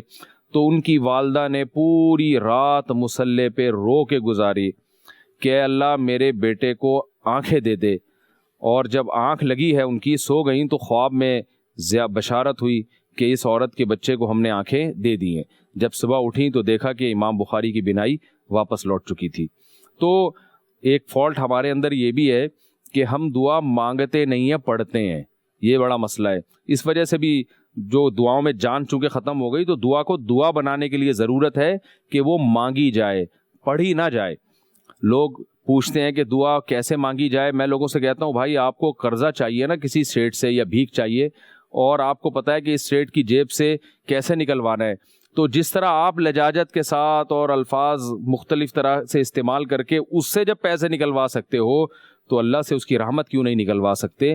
بالکل وہی انداز قرآن میں حدیث میں اس بارے میں وہی انداز ہے جو انسان کا مانگنے کا نیچرل انداز ہے. فرمایا ہاتھ اٹھا کے اللہ کے سامنے بھیک مانگو, اللہ کو اس کی رحمت کے واسطے دو, اللہ کی حمد و ثنا کرو, پیغمبر صلی اللہ علیہ وسلم پر درود شریف پڑھو, اس کے بعد اللہ سے ایسے ہی مانگو جیسے کوئی نیچرل طریقہ مانگنے کا ہوتا ہے کسی سے. اللہ کو بتاؤ کہ ہم دیکھیں بھکاری کیسے مانگتا ہے. مجھے یاد ہے میں ایک دفعہ جا رہا تھا گاڑی میں, تو ایک سگنل پہ رکی, تو میں نے روکی تو وہ ایک بھکاری آیا اور مجھے کہنے لگا کہ مجھے جو ہے نا پیسے دے دو. مجھے لگا کہ یار یہ کچھ مجھے صحیح آدمی نہیں لگ رہا, کچھ ہٹا کٹا سا لگ رہا ہے, میں نے ارادہ کیا اس کو میں نہیں دوں گا. وہ میرے پیچھے چلتا رہا اور ایسے منہ ٹیڑے میڑے کرتا رہا, دے دو دے دو دے دو یار دے دو, مولانا صاحب صوفی صاحب کچھ تو خیال کرو. اب پتہ نہیں کیا کیا بولتا رہا. میں نے اٹھا کے اس کو کچھ پیسے پکڑا دی. مجھے اس واقعے سے بڑی عبرت ہوئی کہ مجھے نہیں پتا وہ مستحق تھا یا نہیں تھا. ہم نے کہا چلو جان چھڑانے کے لیے دو, لیکن ہم اللہ سے بھی اسی طرح سے اگر مانگیں تو جب انسان کسی کے بار بار مانگنے سے حالانکہ مجھے فراڈی لگ رہا تھا وہ, لیکن میں متاثر ہو گیا کہ بھائی پیچھے ہی پڑ گیا ہے, جان ہی کو آ گیا ہے. تو انسان جس کا دل جس میں اللہ سے کم سخاوت ہے, جس میں اللہ سے کم رحمت ہے, جب وہ کسی کے بار بار مانگنے سے اس پہ ترس کھا لیتا ہے تو اللہ کی ذات تو بہت بڑی ہے. میں نے اللہ کو پھر دعا مانگی نا, میں نے تو اللہ کو یہی واسطہ دیا, میں نے کہا اللہ وہ میرے پیچھے پڑ گیا تھا اور مجھے اس پہ ترس آیا, تو ہم بھی تیرے پیچھے پڑتے ہیں, ہم مستحق نہیں بھی ہیں تو ہمیں عطا کر دے. تو اللہ سے یہ انداز سے مانگنا چاہیے, ایسے ہی پڑھنا چاہیے اللہ کے پیچھے جیسے بھکاری پڑھتے ہیں. اللہ کو اس میں خوشی ہوتی ہے, اللہ چاہتے ہیں کہ میرے بندے مجھ سے اس طرح سے مانگیں. تو ہمیں اللہ سے یوں ہی مانگنا چاہیے, اللہ ہم مستحق ہیں یا نہیں ہیں, ہم تو نالائق ہیں, ہمارے تو پاس اعمال ہی نہیں ہیں, ہم تو مستحق نہیں ہیں تیری رحمت کے, لیکن بس ہم تجھ سے بھیک مانگتے ہیں جیسے بھکاری ہمارے پیچھے پڑ جاتے ہیں ہاتھ دھو کے, جان چھڑانے کے لیے ہم ان کو بھیک دے دیتے ہیں. تو اللہ تو بھی ہمیں اسی طرح سے بھیک عطا کر دے. تو ہم جب صحیح طرح سے مانگیں گے اللہ کے ساتھ, جان کے ساتھ, تو انشاءاللہ دعاؤں کا ظاہر بھی قبول ہوگا. جیسے امام بخاری کی ماں نے جب دعا مانگی مصلی پہ بیٹھ گئی کہ مجھے چاہیے اللہ میرے بیٹے کی آنکھیں مجھے واپس چاہیے, تو اللہ نے عطا کر دیں. آج ہم دعائیں مانگتے ہیں, جان نہیں ہے, اس لیے قبول نہیں ہوتی کہ ہماری دعاؤں میں جان ختم ہو گئی ہے. بہت سے لوگ تو ایک فارمیلٹی پوری کر رہے ہوتے ہیں, ادھر دیکھ رہے ہوتے ہیں اور کچھ مخصوص دعائیں پڑھ رہے ہوتے ہیں. تو اللہ ہماری دعاؤں میں جان پیدا فرما دے اور ہماری دعاؤں کو اللہ تعالیٰ قبول فرما دے. وما علینا الا البلاغ.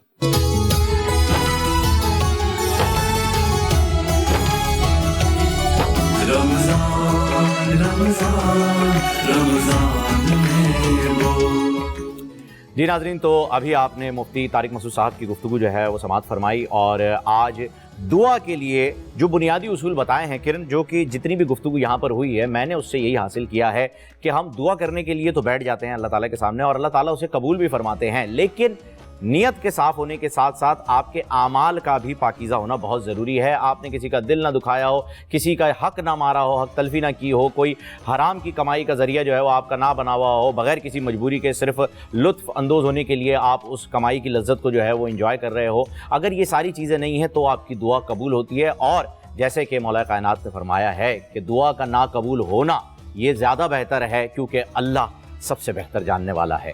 درست, بالکل آپ نے صحیح فرمایا. جی میں آپ کی جانب آ رہا تھا کیونکہ اب وقت جو ہے وہ ختم ہو گیا ہماری ٹرانسمیشن کا. بالکل وقت ختم ہو گیا فہیم, اور میں یہاں پر جب بیٹھی ہوئی ہوتی ہوں علماء کرام کے ساتھ, طارق مسعود صاحب کی گفتگو جو ہم سنتے ہیں, تو مجھے لگتا ہے کہ مجھے, آپ کو, ہماری پوری ٹیم کو بھی اللہ رب العزت کا شکر گزار ہونا چاہیے اس بات پر کہ اللہ نے ہمیں یہ موقع دیا کہ ہم یہاں پر علماء کرام کے ساتھ بیٹھے ہوئے ہیں.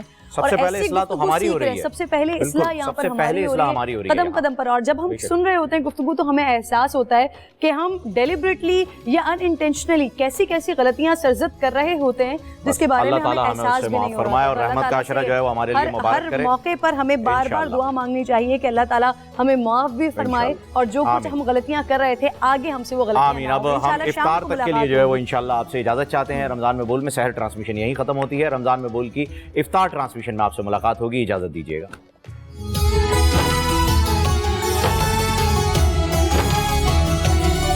رمضان رمضان رمضان